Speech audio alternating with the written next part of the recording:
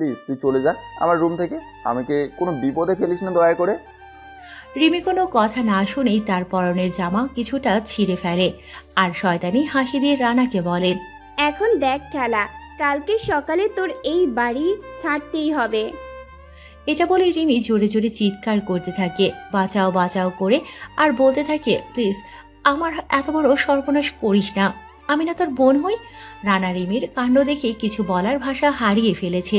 রানা কিছু নীরবে কান্না করতেছে আর রিমি একইভাবে চিৎকার করতেছে। এতক্ষণে রানার বাড়ির সবাই রানার দরজার সামনে এসে গেছে। তারা দরজা ধাক্কা দিতেছে কিন্তু কেউই খুলতেছে না। এর ভেতর রিমিও রানার সামনে চলে এসেছে। বাড়ির সবাই আর কিছু না ভেবেই জোরে দরজা ধাক্কা দেয়, তাই দরজা ভেঙে যায়। সাথে সাথে রিমি দৌড়ে গিয়ে তার মাকে জড়িয়ে ধরে কান্না করতে থাকে। আর রানা তখনও সেখানেই দাঁড়িয়ে আছে একইভাবে। রানা ভাবতেই পারে না তার সাথে এমন একটা ঘটনা ঘটবে। রানা জানে তার কথা কেউ বিশ্বাস করবে না, তাই রানা চুপ করে মাথা নিচু করে আছে। রানার বাবা এসে রানাকে সজোরে একটা থাপ্পড় মারে। সকালবেলা ঘুমিয়ে আছে আর্মি অফিসার রানা হাসান, তার পাশে তার ছোট্ট সোনা ঘুমিয়ে আছে। তার নাম হলো আয়শা, বয়স মাত্র 3 বছর। এখনো ভালোভাবে কথা বলতে পারে না আয়শা। রানা তার মেয়েকে নিয়ে ঘুমিয়ে আছে। তখন রানার কলিজার টুকরো তিশা এসে রানাকে ডাকতে থাকে। তিশা হলো রানার বউ, তাদের বিয়ে হয়েছে এই 4 বছর হয়েছে। তিশা এসে প্রথমে রানার কপালে একটা চুমু দিয়ে ডাকতে থাকে আস্তে আস্তে। রানা তিশার ডাকে ঘুম থেকে উঠে পড়ে। রানা ওঠার পরে তিশা রানাকে কফি দেয় আর রানা উঠে আয়শার ঘুম যাতে না ভেঙে যায় খুব সতর্কভাবে, ছোট বাচ্চা তাই। রানা কফি খেতে খেতে তিশাকে বলে, বাবা কোথায়, অফিসে চলে গেছে নাকি? বাবা এখনো যায়নি, আছে। তুমি তো আজকে ট্রেনিংয়ে যাবে, তাই তোমার সাথে দেখা করে যাবে। রানা কফি শেষ করে আয়শাকে কোলে নিয়ে তিশা সহ নিচে নেমে আসে। তাদের বাড়িটা দোতলা, রানা আর তিশার রুম দোতলায়। রানা নিচে নেমে দেখে তিশার বাবা সোফায় বসে পেপার পড়ছে। রানা বাবা ডাকে তিশার বাবাকে। রানার সাথে তিশার বিয়ে হওয়ার আগে থেকেই তিশার মা নেই, মা ছোটবেলায় মারা যায়। তারপর তিশার বাবা আর বিয়ে করেনি। তিনি ভাবেন যদি তিশাকে তার নতুন মা কষ্ট দেয়, সে থাকবে অফিসে। এদিকে তার মেয়েকে যদি কষ্ট দেয় তার নতুন মা, তাহলে তো তিশার বাবা দেখবে না, তাই আর বিয়ে করেনি তিশার বাবা। তিশার মা যখন মারা যায় তখন তিশার বয়স ছিল 5 বছর। তিশার মা মারা যাবার পরে তিশার বাবা তিশাকে কখনো মায়ের অভাব বুঝতে দেয়নি। তিনি অফিসে যাওয়ার সময় তিশাকেও সাথে করে নিয়ে যেতেন। তারপর খুব যত্ন করে তিশাকে তিনি বড় করেছেন। রানা নিচে নেমে তিশার বাবার পাশে বসে তিশার বাবাকে বলে, কেমন আছো বাবা? আয়শাকে কোলে নিয়ে তিশার বাবা বলে, আমি ভালো আছি বাবা, তুমি কেমন আছো? ভালো আছি। ঈশা বলল আমার সাথে নাকি দেখা করে অফিসে যাবেন। তুমি তো ট্রেনিং এ যাবে। কতদিনের ট্রেনিং? বাবা ট্রেনিং তো 15 দিন হবে, আর আসা যাওয়া মিলে আরো 2 দিন লাগবে। গ্রামে তো তাই। তো এটা কোনো জেলায় হবে ট্রেনিং? আমি বলতে পারবো না, আমার বন্ধু শুভকে বলেছি, সেজন্য সবকিছু ঠিক করে রাখে।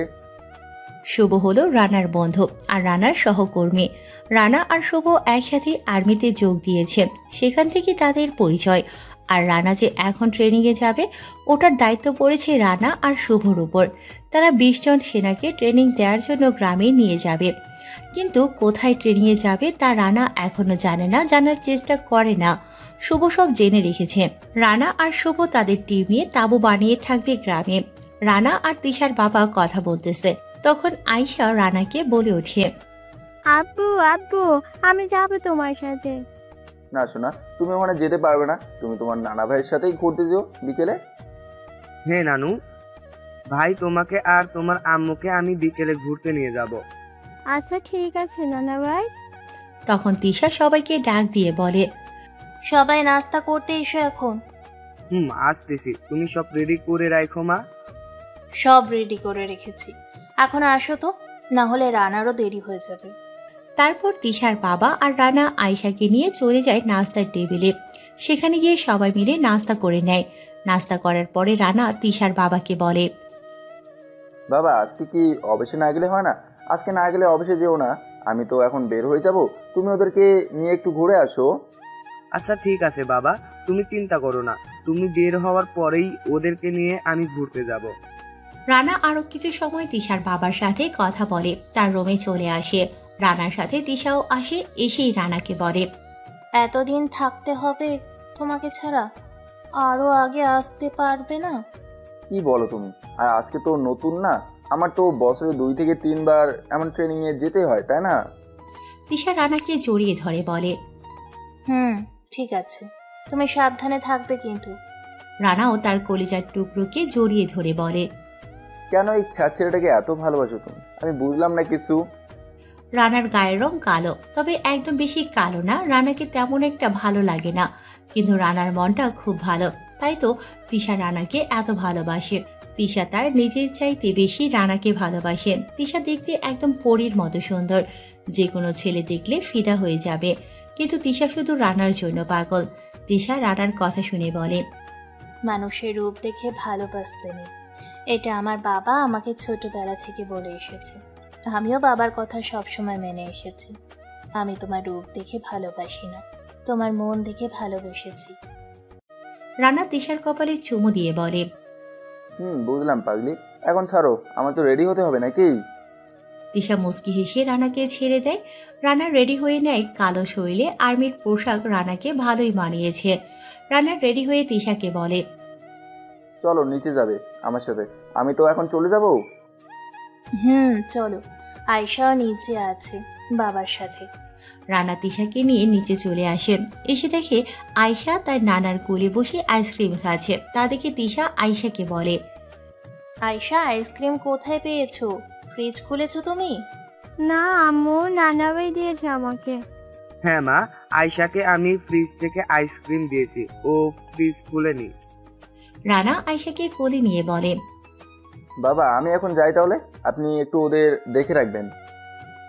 সে তোমার চিন্তা করতে হবে না বাবা, তুমি মন দিয়ে তোমার কাজ করো। মা তোমার জন্য কি আনবো আসার সময়?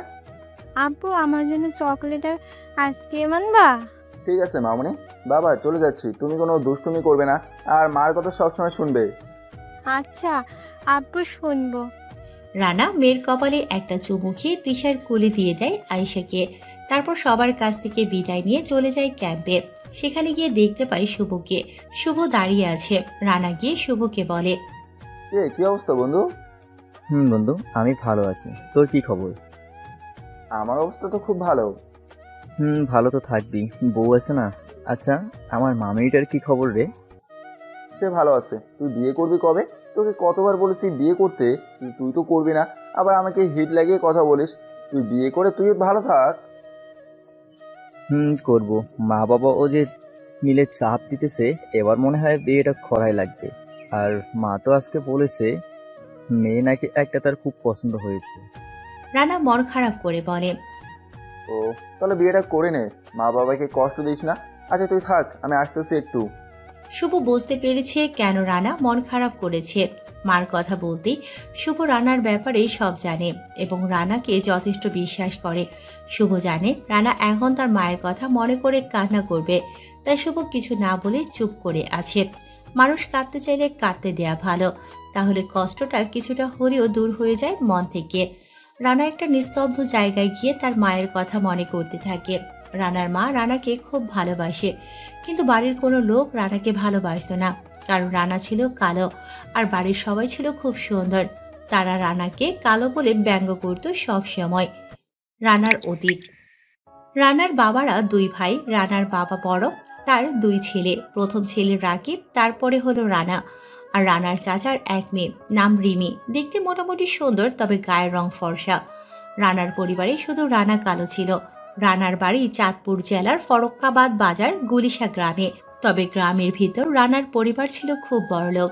ফরক্কাবাদ বাজারে 2টা দোকান বড় নাম করা, একটা চালায় রানার বাবা, আরেকটা রানার চাচা। রানার দাদা দাদি মারা গেছে অনেক আগেই, তারপরও রানার বাবা আর চাচা একসাথে থাকে। গ্রামে তাদের বড় বিল্ডিং আছে, 2 তলা বাড়ি, ছাদ করা। রানার মা আর চাচি সংসারের দেখাশোনা করে। রানাকে তার পরিবারের কেউ পছন্দ করে না, শুধু রানার মা ছাড়া। রানার মা রানাকে অনেক ভালোবাসে। রানার ভাই রাকিবকে বাড়ির সবাই খুব ভালোবাসে। রাকিবও রানাকে দেখতে পায় না, তাই যখন সুযোগ পায় তখন রানাকে সবার হাতে বকা শোনায়। রানা ফরক্কাবাদ কলেজে পড়ালেখা করা অবস্থায় একদিন কলেজ থেকে বাড়ি আসার সময় দেখে রাকিব একটা মেয়েকে কিস করতেছে। রানা দেখেও না দেখার ভান করে চলে আসে বাড়িতে।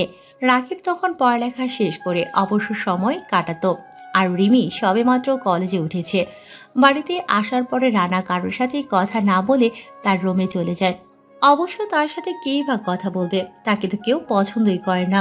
রুমে এসে ফ্রেশ হয়ে রানা কিছু সময় শুয়ে থাকে। রাতে খাবার টেবিলে সবার সাথে খেতে বসে রানা। সবাই কথা বলতেছে, রানা চুপ করে খাচ্ছে। কার সাথেই বা কথা বলবে? হঠাৎ রানার বাবা রানাকে বলে ওঠে, তুই নাকি কোন মেয়েকে জোর করে কিস করেছিস? রানা তার বাবার ধমক শুনে ভয় পেয়ে যায়, আর সে অবাক হয়ে তার বাবাকে বলে, না বাবা, আমি কাউকে কোনো কিস করিনি, বিশ্বাস করো। তাহলে কি রাকিব মিথ্যা বলতেছে নাকি? সে নিজের চোখে দেখাচ্ছে তুই এক মেয়েকে জোর করে কিস করেছিস।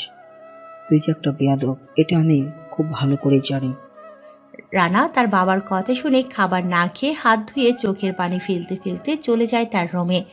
এখন যদি বলে রাকিব এক মেয়েকে কিস করেছে, তাহলে কেউ তার কথা বিশ্বাস করবে না, শুধু রানার মা ছাড়া। কিন্তু রানার মা ছেলের জন্য কিছু বলতে গেলেই সবাই তাকে বকাঝকা করে।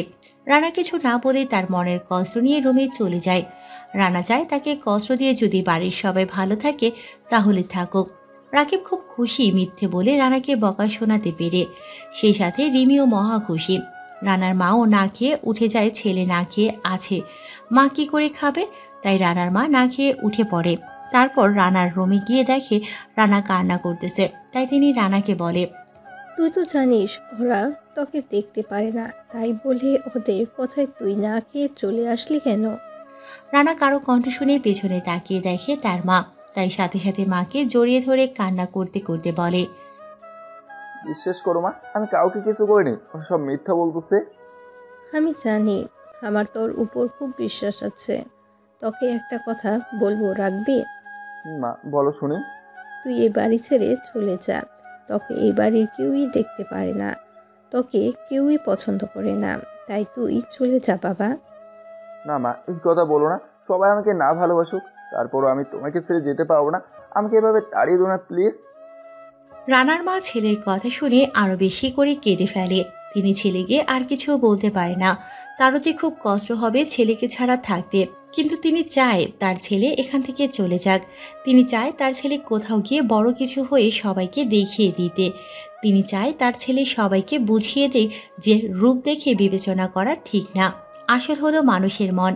এভাবেই চলে যায় আরও 1 মাস। রানাকে সবাই অপমান করে, ব্যঙ্গ করে এবং কিছু থেকে কিছু হলেই বকাঝকা করে। রানার ভাই রাকিব আর রিমি দুজনেই একে অপরকে ভালোবাসে। তারা দুজন চায় রানাকে তাড়াতাড়ি বাড়ি থেকে তাড়িয়ে দিয়ে সব জায়গা জমির মালিক হওয়ার জন্য। তারা ঠিক করে নিয়েছে রানাকে তারা কায়দা করে বাড়ি থেকে তাড়িয়ে দেবে। তারপর তারা দুজন বিয়ে করে সব জায়গা জমির মালিক হবে। তারা দুজন। একদিন রাতে রিমি রানার ঘরে যায়। রানা তাকে দেখেই বলে, তুই আমার ঘরে কি করিস? কেন এসেছিস আমার ঘরে? তোর আর ঘর? কালকে থেকে এই ঘর তোর থাকবে না। রানা রিমির কথায় ভয় পেয়ে যায়। রানা বুঝতে পারছে এই মেয়ের মতলব খারাপ, তাই রানা রুম থেকে বের হতে নেয়। কিন্তু রানা বের হওয়ার আগেই রিমি গিয়ে দরজা বন্ধ করে দেয়। এটা দেখে রানা আরও বেশি ভয় পেয়ে যায় আর ভয়ে ভয়ে বলতে থাকে, প্লিজ তুই চলে যা আমার রুম থেকে, আমাকে কোনো বিপদে ফেলিস না দয়া করে। রিমি কোনো কথা না শুনেই তার পরনের জামা কিছুটা ছিঁড়ে ফেলে আর শয়তানি হাসি দিয়ে রানাকে বলে, এখন দেখ খেলা, কালকে সকালে তোর এই বাড়ি ছাড়তেই হবে। এটা বলে রিমি জোরে জোরে চিৎকার করতে থাকে, বাঁচাও বাঁচাও করে, আর বলতে থাকে, প্লিজ আমার এত বড় সর্বনাশ করিস না, আমি না তোর বোন হই। রানা রিমির কাণ্ড দেখে কিছু বলার ভাষা হারিয়ে ফেলেছে। রানা কিছু নীরবে কান্না করতেছে আর রিমি একইভাবে চিৎকার করতেছে। এতক্ষণে রানার বাড়ির সবাই রানার দরজার সামনে এসে গেছে। তারা দরজা ধাক্কা দিতেছে কিন্তু কেউই খুলতেছে না। এর ভেতর রিমিও রানার সামনে চলে এসেছে। বাড়ির সবাই আর কিছু না ভেবেই জোরে দরজা ধাক্কা দেয়, তাই দরজা ভেঙে যায়। সাথে সাথে রিমি দৌড়ে গিয়ে তার মাকে জড়িয়ে ধরে কান্না করতে থাকে। আর রানা তখনও সেখানেই দাঁড়িয়ে আছে একইভাবে। রানা ভাবতেই পারে না তার সাথে এমন একটা ঘটনা ঘটবে। রানা জানে তার কথা কেউ বিশ্বাস করবে না, তাই রানা চুপ করে মাথা নিচু করে আছে। রানার বাবা এসে রানাকে সজোরে একটা থাপ্পড় মারে। ঠাস করে আর বলতে থাকে, ছি, আমি ভাবতেই পারিনি তুই এত নিচে নেমে গেছিস। বাবা বিশ্বাস করো, আমি কিছু করিনি, ও ইচ্ছে করেই এমন করছে। তখন রানার চাচা এসে রানাকে আরেকটা থাপ্পড় মারে। রানা থাপ্পড়ে চড়ে নিচে বসে পড়ে। তখন রানার চাচা বলতে থাকে, তোর এত বড় সাহস, তুই আমার মেয়ের সর্বনাশ করতে চেয়েছিস, এখন আবার তারে মিথ্যাবাদী বলতেছিস? তাহলে আমরা ভুল দেখেছি নাকি? রানা থাপ্পড় খেয়ে ঠোঁট কেটে রক্ত পড়তেছে। তার মুখ দিয়ে এখন আর কোনো কথাই বের হচ্ছে না। তখন রানার ভাই রাকিব বলে ওঠে, বাবা আমি ভাবতেই পারিনি আমার ভাই হয়েও এতটা খারাপ হতে পারে। তাই বলছি কি, এই বেয়াদবকে বাড়ি থেকে বের করে দাও, না হলে আবার কার সর্বনাশ করে কে জানে। তাই করব। ওর মতো বেয়াদব তো আর বাড়িতে রাখা যাবে না। ওর চেহারা যেমন কালো, তেমনি ওর মনও কালো। তাই ওকে বাড়ি থেকে বের করে দেওয়াই ভালো। রাস্তার কুকুর রাস্তায় বানায়, বাড়িতে না। রানা সবার কথা শুনে খুব কষ্ট পায় মনে। তারপরও সে এই বাড়িতে থাকতে চায়। তাই রানা তার মায়ের পা ধরে কান্না করতে করতে বলে, মা, ও মা, তুমি তো আমাকে বিশ্বাস করো, বলো না মা, আমি এসব কিচ্ছু করিনি। বিশ্বাস করো মা, আমাকে ওরা ফাঁসাইতে চাইতেছে। রানার মা ঠিকই বুঝতে পারছে রানা কোনো কিছুই করেনি, তাকে ফাঁসানো হচ্ছে। তারপরও তিনি কিছু না বলে চুপ করে আছে। তিনি চায় তার ছেলে এরকম কষ্ট পাওয়ার থেকে বাড়ি ছেড়ে চলে যাক, তাহলে আর চোখের সামনে নিজের ছেলের কষ্ট দেখতে হবে না। রানা তার মাকে চুপ থাকতে দেখে আরও বেশি করে কান্না করে দেয়। রানা এবার বুঝতে পারছে যে সে আর এই বাড়িতে থাকতে পারবে না। তাই মায়ের মুখখানি একটু ভালোভাবে দেখে নেয় রানা। তখনই রানার বাবা বলে ওঠে, তোর মতো জানোয়ার আমরা আমাদের বাড়িতে রাখবো না। তুই আজকে রাতের মধ্যেই এই বাড়ি থেকে চলে যাবি। এই সবাই এসে পড়ো ওর কাছ থেকে। সবাই রানার বাবার কথা মতো রানার রুম থেকে বের হয়ে যায়। সবাই যাওয়ার পরে রানা একা একা কিছু সময় কেঁদে নেয়। রানা ভাবতে থাকে, কোথায় যাব আমি, কোথায় থাকবো আমি, কী বা খাবো আমি? ওদের কি এমন করেছি যে মিথ্যে একটা অপবাদে বাড়ি থেকে চলে যেতে হচ্ছে? রানার কাছে নিজেকে নির্দোষ প্রমাণ করার উপায় ছিল, কিন্তু সে পরিবারের সম্মানের কথা ভেবে সেটা করেনি। রানার রুমে সিসি ক্যামেরা লাগানো আছে, এটা রানা নিজেই লাগিয়েছে। কিছুদিন হলো তার রুম থেকে টাকা চুরি হয়ে যেত, তাই এটা লাগিয়েছে। পরে দেখে তার বড় ভাই রাকিব টাকা নিত। রানা যখন বাহিরে থাকে তখন রানা এখন ইচ্ছে করলে সবাইকে ক্যামেরাতে ভিডিও দেখাতে পারত, কিন্তু রানা ভাবছে এটা বাহিরের মানুষ জানতে পারলে রিমিকে নিয়ে সবাই খারাপ কথা বলবে। রানা ভাবছে এটা বাহিরের মানুষ জানতে পারলে সবাই তার পরিবারকে নিয়ে হাসাহাসি করবে, লজ্জা দেবে। তাই রানা ভিডিওর কথা কাউকে বলে না বাড়ির। তারা রানাকে পরিবারের কেউ না ভাবলেও রানা ঠিকই তাদেরকে খুব আপন ভাবত। রানা আস্তে আস্তে তার প্রয়োজনীয় জিনিসপত্র গুছিয়ে নেয়, কিছু জামা কাপড়ও নিয়ে নেয়, কলেজেরও কিছু দরকারি কাগজপত্র নিয়ে নেয়। তারপর সিসি ক্যামেরাটা খুলে সেটাও সাথে করে নিয়ে নেয়। এভাবে সব কিছু নেয়ার পরে একটা চিঠি লিখে টেবিলে রেখে দেয়। চিঠিটা লিখেছে তার মাকে নিয়ে। তারপর সব নিয়ে রুম থেকে বের হয়ে দেখে বাহিরে কেউ নেই, সবাই মনে হয় যার যার রুমে আছে। রানা ভালোভাবে পুরো বাড়িটাকে একটু চোখ বুলিয়ে নেয়। হয়তোবা ভাবতেছে আর এ বাড়িতে আসা হবে না, এই কারণে আসার সময় তার মায়ের একটা ছবি সাথে করে নিয়ে এসেছে। রাস্তা দিয়ে রানা হাঁটতেছে। রানা সিদ্ধান্ত নিয়েছে ঢাকা চলে যাবে। ঢাকা যাওয়ার মতো টাকা তার কাছে আছে, তাই রানা ঢাকার উদ্দেশ্যে চলতেছে। ফরক্কাবাদ বাজারে এসে সিএনজি করে চাঁদপুর এসে নামে, তারপর সেখান থেকে সদরঘাটে যায়। এরপরে ঢাকার একটা লঞ্চে উঠে পড়ে। রাতে 12টা বাজে লঞ্চ ছেড়ে দেওয়া হলো। রানা যে সিট ভাড়া নিয়েছে সেখানেই ঘুমিয়ে যায়। তারপর ভোরবেলা ঘুম ভেঙে যায় মানুষের কথার আওয়াজে। রানার ঘুম ভেঙে দেখে লঞ্চ ভিড়েছে, তাই আস্তে আস্তে মানুষ নামার জন্য প্রস্তুত হচ্ছে। রানাও প্রস্তুত হয়ে নেয় নামার জন্য। অন্যদিকে রানার মা সেই রাত থেকে না ঘুমিয়ে কান্না করতেছে, নামাজ পড়ে দোয়া করতেছে তার ছেলে যেখানেই যাক যেন খুব ভালো থাকে। তিনি সকালবেলা রানার রুমে গিয়ে সেই চিঠিটা পায়। তারপর চিঠিটা খুলে তিনি আরও কান্নায় ভেঙে পড়ে, কারণ চিঠিটায় লেখা ছিল, মা, আমি জানি তুমি আমার রুমে একবার হলেও আসবে, তাই তো সেই আশা নিয়ে চিঠিটা লিখে রেখেছি। আমি জানি তুমি আমাকে খুব বিশ্বাস করো, তুমি এটাও বিশ্বাস করো আমি রিমির কোনো সর্বনাশ করতে চাইনি, তারাই আমাকে ফাঁসিয়েছে কায়দা করে। হ্যাঁ মা, আমি কখনো রিমির দিকে খারাপ নজরে তাকাইনি, তাহলে কিভাবে এমন খারাপ কাজ করে যেতে পারবো? মা, শেষে একটা কথা বলি তোমাকে, তুমি আমার জন্য কষ্ট পেয়ে থেকো না। আমি আসবো আবার সফল কোনো কিছু করে, তবে এখানে থাকার জন্য নয়, তোমাকে এখান থেকে নেওয়ার জন্য। তুমি সবসময় মনে রাখবে আমি কোনো একদিন আসবো শুধু তোমাকে নেওয়ার জন্য। তাই এই চিঠিটা একটু তোমার কাছে যত্ন করে রেখে দিও। আর আমি যে রিমির সর্বনাশ করতে চাইনি এটার প্রমাণ আছে আমার কাছে। বেঁচে থাকলে দেখা হবে। আবার মা, ভালো থেকো। ইতি সবার অবহেলিত ছেলেটা। রানা লঞ্চ থেকে নেমে হাঁটতে থাকে উদ্দেশ্যহীনভাবে। কোথায় যাবে কি করবে সে নিজেও জানে না, তাই একমনে রাস্তা দিয়ে হেঁটে চলছে। কিছু দূর যাওয়ার পরে রানা দেখতে পায় একটা চোর এক মধ্যবয়স লোকের কাছ থেকে একটা সাইড ব্যাগ নিয়ে দৌড়ে পালিয়ে যাচ্ছে। রানা আশেপাশে তাকিয়ে দেখে সবাই নিজ নিজ কাজ করতেছে, কেউ লোকটাকে সাহায্য করার জন্য এগিয়ে আসতেছে না। লোকটা সেই চোরটার পেছন পেছন দৌড়াচ্ছে। রানা আর চুপ করে না থেকে তার ব্যাগগুলো এক সাইডে রেখে চোরটার পেছনে ছুটতে থাকে। রানা দৌড়ে খুব জোরে চোরটার পেছনে ছুটতে থাকে। একসময় রানা চোরটাকে ধরে ফেলে আর মাটিতে ফেলে দিয়ে চেপে ধরে রাখে যেন না পালাতে পারে। এর ভিতর ওই লোকটা এসে পড়ে রানার কাছে। এসে প্রথমে তার ব্যাগ নিয়ে নেয়, তারপর লোকটা পুলিশকে কল দেয়। পুলিশ কাছেই ছিল, তাই পুলিশ এসে চোরটাকে ধরে নিয়ে যায়। তখন ওই লোকটা রানাকে বলে, বাবা তোমার নাম কি? চাচা, আমার নাম রানা হাসান। আমি রাজ্জাক, সবাই আমাকে রাজ্জাক সাহেব বলে ডাকে। ঢাকাতে আমার বড় ব্যবসা আছে, ব্যাংক থেকে টাকা নিয়ে বাড়ি যাব। কখন কোথা থেকে এই চোরটা আমার সাইড ব্যাগটা নিয়ে দৌড় দেয়। আমার এই ব্যাগে 1 কোটি টাকা আছে, কিন্তু মালামাল লাগবে তাই নিয়েছি। তবে তুমি আমার যে উপকার করেছ আমি সারা জীবন মনে রাখবো। না চাচা, এভাবে বলবেন না, এটা আমার দায়িত্ব ছিল। এখানে আপনার জায়গায় অন্য কেউ হলেও আমি আগেও এই কাজ করতাম। তো বাবা তুমি থাকো কোথায়? তোমার বাবা মা কি করে? আমি ঢাকা শহরে নতুন এসেছি আজকেই। আমার বাবা আমাকে বাসা থেকে বের করে দিয়েছে। রাজ্জাক সাহেব রানার কথা শুনে অবাক হয়ে যায়। তারপর রানাকে বলে, তুমি যদি কিছু মনে না করো তাহলে তুমি আমার সাথে আমার বাড়িতে আসো, সেখানে না হয় সব শুনবো। আর তুমি অনেকটা পথ মনে হয় জার্নি করে এসেছো, তাই তোমার একটু রেস্ট নেওয়া দরকার। রানা ভাবে আসলেই তার এখন একটু রেস্ট নেওয়া দরকার, তাই রানা যাওয়ার জন্য রাজি হয়ে যায়। তারপর রাজ্জাক সাহেব সহ রানার ব্যাগ যেখানে রেখেছে সেখানে এসে ব্যাগগুলো নিয়ে নেয়। তারপর রাজ্জাক সাহেবের গাড়িতে উঠে বসে রানা।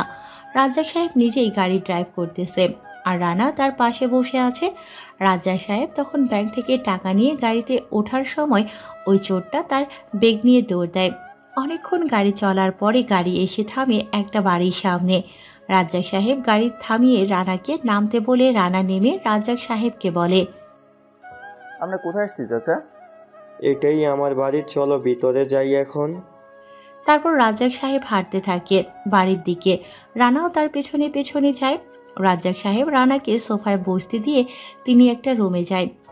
এর ভিতর তিশা তার রুম থেকে বের হয়ে নিচে নেমে দেখে রানা সোফায় বসে আছে। তখন তিশা রানার সামনে এসে বলে, আসসালামু আলাইকুম।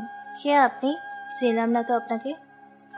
রানা তিশার কণ্ঠ শুনে তাকিয়ে দেখে তিশা তার সামনে দাঁড়িয়ে আছে, তাই রানা সেদিকে আর না তাকিয়ে মাথা নিচু করে রাখে। রানা তিশার দিকে ভালোভাবে তাকায় না, তাই তিশার সৌন্দর্য দেখতে পায় না। রানা মাথা নিচু করে তিশার কথার উত্তর দেয়, ওয়ালাইকুম আসসালাম, আমি রানা হাসান, গ্রাম থেকে এসেছি। এই বাড়ির মালিক আমাকে নিয়ে এসেছে রাস্তা থেকে। রাস্তা থেকে নিয়ে এসেছে মানে? বুঝলাম না কিছু, একটু পরিষ্কার করে বলেন তো।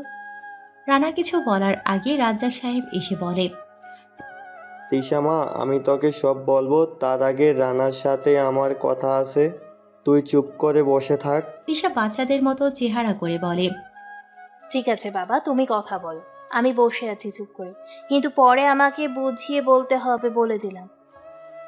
সে তোকে বলতে হবে না, আমি তাকে বুঝিয়ে বলবো।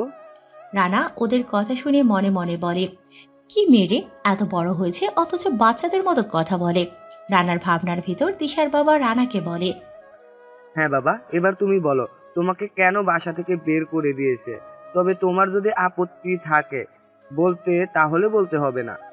রানা একটু ভেবে তারপর বলতে শুরু করে, না চাচা, কোনো সমস্যা নেই। তবে শুনলে মনে হয় আপনারাও বিশ্বাস করতে পারেন, এমন আছে আপনারাও ভাববেন আমি দোষী। তুমি তো আগে বলো, তাহলে বুঝতে পারবো তুমি দোষী নাকি তোমার কোনো দোষ নাই। তাহলে শুনুন আমার জীবন কাহিনী। তারপর রানা নিজের জীবন কাহিনী সব বলে দিল। রানার চোখের কোণে পানি জমে আছে। রানা তার কথা শেষ করে তিশার বাবার দিকে তাকিয়ে দেখে তার চোখে পানি এসে গেছে। তখন তিশা বলে ওঠে, বাবা তুমি বলেছ আমি যেন কথা না বলি, কিন্তু এখন বলা লাগতেছে।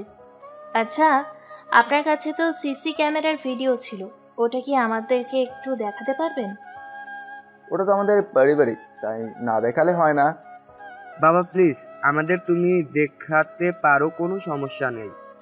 রানা আর কিছু না বলে ভিডিওটা ওদেরকে দেখায়। রানা ভাবে এরা তো আর গ্রামের লোক না যে সবাইকে বলে বেড়াবে, আর ওদেরকে দেখে খারাপ লোকও মনে হয় না। তাহলে যেহেতু এত করে বলতেছে, তাহলে দেখালেই সমস্যা কি? ওরা ভিডিওটা দেখে অবাক হয়ে যায়। আর তিশার বাবা রানাকে বলে, তোমরা তো এখানে কোনো দোষী নাই, তাহলে তুমি কেন শুধু শুধু কষ্ট পাচ্ছ?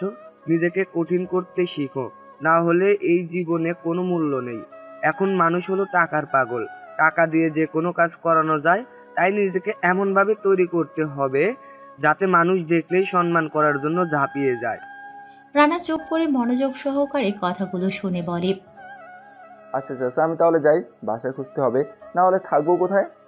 শুনুন, আপনার কোথাও যাওয়া লাগবে না, আপনি আজকে থেকে এখানেই থাকবেন।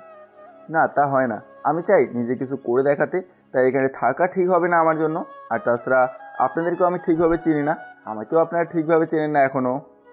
তাতে কি হয়েছে, আস্তে আস্তে পরস্পরকে চিনে নিব। বাবা তোমাকে একটা কথা বলি, আমার এই মা মরা মেয়েটা যেহেতু বলেছে এইখানে তুমি থাকতে, তাহলে তুমি থেকে যাও। আমি ওর কোনো আশা অপূর্ণ রাখিনি, তাই এখন তোমার কাছে হাত জোর করে বলছি, তুমি থেকে যাও এখানে। রানা একটু ভাবনা চিন্তা করে বলে, চাচা, তা না হয় থাকলাম, কিন্তু কিছুদিন পর আমি কলেজে ভর্তি হব, তাই এখন আমার একটা কাজের খুব দরকার। তাই যদি আমাকে একটা কাজের ব্যবস্থা করে দিতেন খুব ভালো হতো, আর না হলে আমি মেল করে নেব, সমস্যা নেই। তিশার বাবা বুঝতে পারে রানা কারো অনুপ্রেরণা নিয়ে চলতে পছন্দ করে না, কিন্তু রানা ঠিকই বলেছে, তার একটা কাজের দরকার, তাহলে সে নিজের পায়ে দাঁড়াতে পারবে।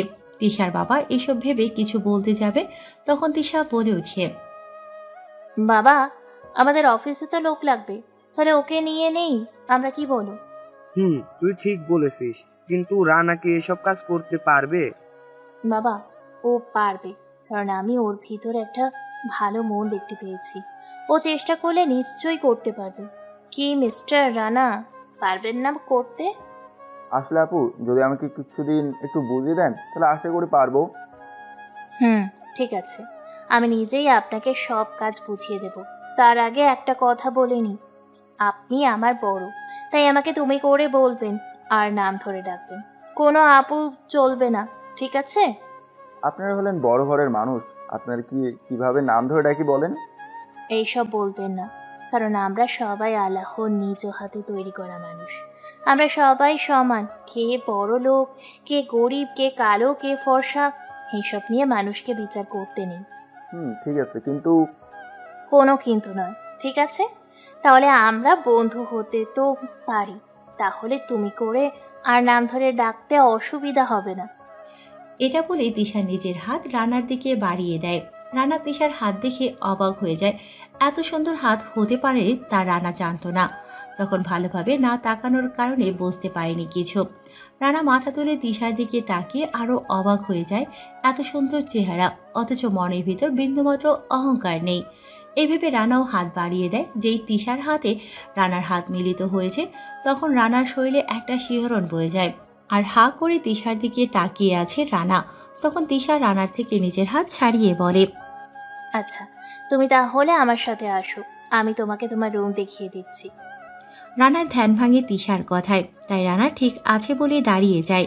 তারপর নিচের ব্যাগগুলো নিয়ে তিশার পিছু পিছু হাঁটতে থাকে। তিশা উপরে রানাকে নিয়ে উঠে তার পাশের রুমে রানার জন্য জায়গা করে দেয়। রানা রুমে ঢুকে অবাক হয়ে যায়, এত সুন্দর রুম সে এর আগে আর দেখেনি। রুমটা অনেক সুন্দর। তখন পেছন থেকে তিশা রানাকে বলে ওঠে, তোমার রুম পছন্দ হয়েছে কি? পছন্দ হবে না কেন, খুব সুন্দর রুম, আমার খুব পছন্দ হয়েছে। আরও একটু কথা বলে তিশা চলে যায় তার রুমে। আর রানা ভাবে, তাহলে পৃথিবীতে এখনো ভালো মানুষ আছে, আমি তো ভাবছি নেই। রানা ভাবতেছে, তখন রানা শুনতে পায় তিশা বলতেছে ফ্রেশ হয়ে নিতে, সবাই একসাথে নাস্তা করবে। রানা ঠিক আছে বলে ব্যাগ রেখে ফ্রেশ হয়ে নেয়। তারপর রুমেই বসে আছে, তখন তিশা এসে রানাকে ডাক দেয়। তাই রানা তিশার সাথে সাথে যায়। এতক্ষণে রানারও অনেক খিদে পেয়ে গেছে। রানা আর তিশার নাস্তা করতে বসে। তিশার বাবা নেই, তাই রানা বলে, আচ্ছা তোমার বাবা কোথায়? সে নাস্তা করবে না? বাবা সেই সকালেই নাস্তা করেছে। নাস্তা করে ব্যাংকে গিয়েছে টাকার জন্য। বাবার বন্ধুর ব্যাংক ম্যানেজার, তাই বাবা তাকে কল দিয়ে খুব সকালে বেরিয়ে চলে যায়। আর এখন সেই টাকা নিতে গেছে জমা দেওয়ার জন্য। কিছু মালামাল লাগবে অফিসের জন্য, তাই। রানাও আর কোনো কথা বলল না। তিশা রানাকে নাস্তা দেয়, সে নিজেও নাস্তা নেয়। তারপর তারা দুজনেই একসাথে নাস্তা করে নেয়। নাস্তা করার পরে দুজনে একটু গল্প করে তখন তিশা রানাকে বলে, আচ্ছা তাহলে তুমি বাড়িতে থাকো, আর কাজের লোক আছে বাড়িতে, কিছু লাগলে তাদেরকে বলিও। আমি এখন অফিসে যাব, তাই। আচ্ছা তাহলে আমিও যাব। আমি তো অফিসে জয়েন করব, তাই আমি এখন তোমার সাথে গিয়ে দেখবো কেমন। কিন্তু তুমি আজকে মাত্র এসেছো, তাই আজকে রেস্ট করো, কালকে অফিসে নিয়ে যাব তোমাকে। ঠিক আছে, আর তোমরা কখন বাসায় ফিরবে? আজকে অফিস করব না, তবে কিছু কাজ আছে, ওইগুলো দুপুরে আগে শেষ করে চলে আসব। তোমার সাথে বাড়িতে গল্প করব, আর বাবা আসতে সন্ধ্যা হবে। রানা ঠিক আছে বলে রুমে চলে যায়। গিয়ে তার সব কিছু সুন্দরভাবে গুছিয়ে নেয়, কারণ এখন থেকে এখানেই থাকা লাগবে রানার। আর তিশাও অফিসে চলে যায়। গিয়ে তার কাজে মন বসায় তিশা। দেখতে দেখতে দুপুর হয়ে যায়। তিশা অফিস থেকে এসে গোসল করে রানার সাথে কথা বলতে থাকে। রানার কি ভালো লাগে, কি কি পছন্দ সব জেনে নিয়েছে। রানা মনে মনে ভাবে সে কত সুন্দর একটা মেয়ে, অথচ আমার মতো অসুন্দর একটা ছেলের সাথে কি ভালোভাবে কথা বলতেছে। দেখতে দেখতে 2 মাস কেটে যায়। রানা ঢাকা শহরে এসেছে। এর ভিতর তিশার বাবা আর তিশা রানাকে খুব বিশ্বাস করে নিয়েছে, আর তাদের কাছে রানাকে খুব ভালো লেগে যায়। তার কারণ হলো রানা অফিসে জয়েন করার 15 দিনের মাথায় রানা সব কাজ বুঝে যায়, এবং রানা যে কাজ ধরে তা খুব সুন্দরভাবে করে। তাই তিশার বাবা একদিন রানাকে বলে, রানা, তোমার কাজে আমি একটা জিনিস চাইবো, তুমি কি আমার সে স্বপ্ন পূরণ করবে? কি বলুন, আমি চেষ্টা করব পূরণ করার। দেখো, তুমি কখনো বাবার ভালোবাসা পাওনি, আমারও কোনো ছেলে নেই, তাই তুমি যদি আমাকে বাবা বলে ডাকো খুব খুশি হব। রানা একটু ভেবে বলে, আমি রাজি বাবা, তুমি আজ থেকে আমার বাবা। সেদিন থেকে রানাকে তারা আরো বেশি করে ভালোবাসে। তিশাও রানার সব সময় দেখাশোনা করে। তো 2 মাস পর রানা ভাবে এখন তার কলেজে ভর্তি হওয়া দরকার হয় ক্লাস করবে না, রাতে ঠিক মতো পড়লেই চলবে, আর কলেজে ক্লাস না করলেও সমস্যা নেই। তাছাড়া রানা খুব ভালো মেধাবী ছাত্র। তাই রানা খাবার টেবিলে বসে তিশার বাবাকে বলে, বাবা এখন যদি কলেজে ভর্তি হয়ে রাখি তাহলে ভালো হয় না? তা তো ভালো হয়। তাহলে এক কাজ করো, তুমি আর তৃষা গিয়ে তৃষার কলেজে ভর্তি হয়ে যাও। কিন্তু বাবা আমার তো আগের কলেজ থেকে ছাড়পত্র আনতে হবে, না হলে তো হবে না। তাও ঠিক। তো তুমি কবে গিয়ে ছাড়পত্র আনতে চাও? বাবা আমি এখন তোমার কাছে থাকি, তোমাকে বাবা হিসেবে মানি, তাই তুমি যেদিন বলবে সেদিনই যাব। আচ্ছা, যেহেতু এটা পড়ালেখার বিষয় তাই আগে ভাগেই করাই ভালো। তাহলে তুমি কালকে গিয়ে নিয়ে আসো, তোমার সাথে তৃষা যাবে আর সাথে করে গাড়ি নেবে। কিন্তু বাবা তৃষা গেলে অফিস কে দেখবে? ওটা নিয়ে তোমার ভাবতে হবে না, ওটা আমি দেখে নেব। সেদিনের মতো রাতটা পার হবার পরে রানা আর তিশা রেডি হয়ে নেয় পরের দিন সকালে। তারপর দুজনে গাড়িতে উঠে পড়ে। তিশা রানাকে বলেছে তিশাকে একটু তাদের গ্রামটা দেখাতে। তিশার নাকি খুব ইচ্ছে গ্রাম দেখবে, তাই রানা রাজি হয়ে যায়। যদিও রানার ইচ্ছে ছিল না, তারপরও রানা রাজি হয়, কারণ তিশাদের জন্য আজ রানা সুন্দরভাবে চলাফেরা করতে পারে। দীর্ঘ 4 ঘন্টা লেগে যায় ফরক্কাবাদ আসতে। কোনো সমস্যা না থাকায় এত তাড়াতাড়ি গাড়ি এসেছে, আর না হলে আরও বেশি সময় লেগে যেত। ফরক্কাবাদ এসে গাড়িটা এক সাইডে রেখে দেয়। তারপর রানা আর তিশা কলেজে ঢুকে পড়ে। চারিদিক থেকে ওদের দিকে সবাই অবাক হয়ে তাকিয়ে আছে। সবার বিশ্বাস হচ্ছে না রানার মতো এত অসুন্দর একটা ছেলের সাথে পরীর মতো একটা মেয়ে এসেছে। কোনো কোনো ছেলে তো তিশার সাথে লাইন মারার জন্য উঠে পড়ে লেগেছে। রানার কলেজে কোনো বন্ধু নেই, রানা কারোর সাথে চলাচল করতো না, আর কোনো ছেলেও রানাকে পছন্দ করতো না, রানার সাথে বন্ধু হতে চাইতো না। রানা তিশাকে নিয়ে সোজা অফিসে ঢুকে যায়। তারপর প্রিন্সিপাল স্যারের সাথে কথা বলে এখান থেকে ছাড়পত্র নিয়ে নেয়। প্রিন্সিপাল স্যার রানাকে খুব ভালো করে চিনে, কারণ রানা কলেজের একমাত্র মেধাবী ছাত্র ছিল। অফিসে সব কাজ শেষ করে তারা বের হয়। তিশা কলেজটা একটু ঘুরে ঘুরে দেখে নেয়। তখন কলেজের একদল বড় ভাই এসে রানাকে বলে, এই রানা, মেয়েটাকে রে? ভাই ও আমার। রানাকে থামিয়ে দিয়ে তিশা বলে ওঠে, ভাইয়া, আমার স্বামী রানা। কিছুদিন হলো আমাদের বিয়ে হয়েছে। আমরা ঢাকাতে থাকি। আচ্ছা, আমরা তাহলে আসি। ভাইয়া, এই রানা চলো। রানা তিশার কথা শুনে অবাক হয়ে যায়। এই মেয়ে বলে কি, পাগল হয়ে গেল নাকি? আর এইদিকে বড় ভাইরাও মনে মনে কষ্ট পায়। এত সুন্দর মেয়েটা নাকি রানার মতো অসুন্দর একটা ছেলের বউ। রানা তিশার সাথে একটু দূরে এসে বলে, এই তুমি কি পাগল হয়ে গেছো নাকি? ওদের কাছে কেন বলেছো তুমি আমার বউ? আরে তো কি হয়েছে? যদি এটা না বলতাম তাহলে তো ওরা আমাদের পিছনে ঘুরঘুর করতো। আর আমার এসব একদম ভালো লাগে না, তাই বলেছি। বুঝলাম। আচ্ছা তাহলে চলো, তোমাকে আমাদের গ্রামটা একটু ঘুরিয়ে দেখিয়ে চলে যাব। এই বলে তিশাকে নিয়ে যে গেটের দিকে এগিয়ে যাবে, তখন কোথা থেকে রিমি এসে রানাকে বলে, কিরে আবার এসেছিস এখানে? তুই আমার সর্বনাশ করতে চেয়েছিলি, আর এখন এই মেয়েটার সর্বনাশ করবি নাকি আপু? এই ছেলেটা একদম ভালো না, ও একটা চরিত্রহীন। রিমি এগুলো বলতেছে যাতে তিশা রিমির কথা বিশ্বাস করে রানাকে অপমান করে সবার সামনে। কিন্তু রিমি তো জানে না তিশা সব জানে, আর তাদের কাছে প্রমাণও আছে। রানা তিশার কথা শুনে যে কিছু বলতে যাবে, তার আগেই তিশা রিমির গালে ঠাস করে একটা থাপ্পড় বসিয়ে দিয়ে বলে, চরিত্রহীন তো তুই। তুই কি মনে করেছিস আমি কিছু জানি না? আরে, রানার কাছে তোর সব কুকর্মের প্রমাণ আছে, কিন্তু সে বাড়িতে বলে নাই। তোর মান সম্মান চলে যাবে এই কারণে।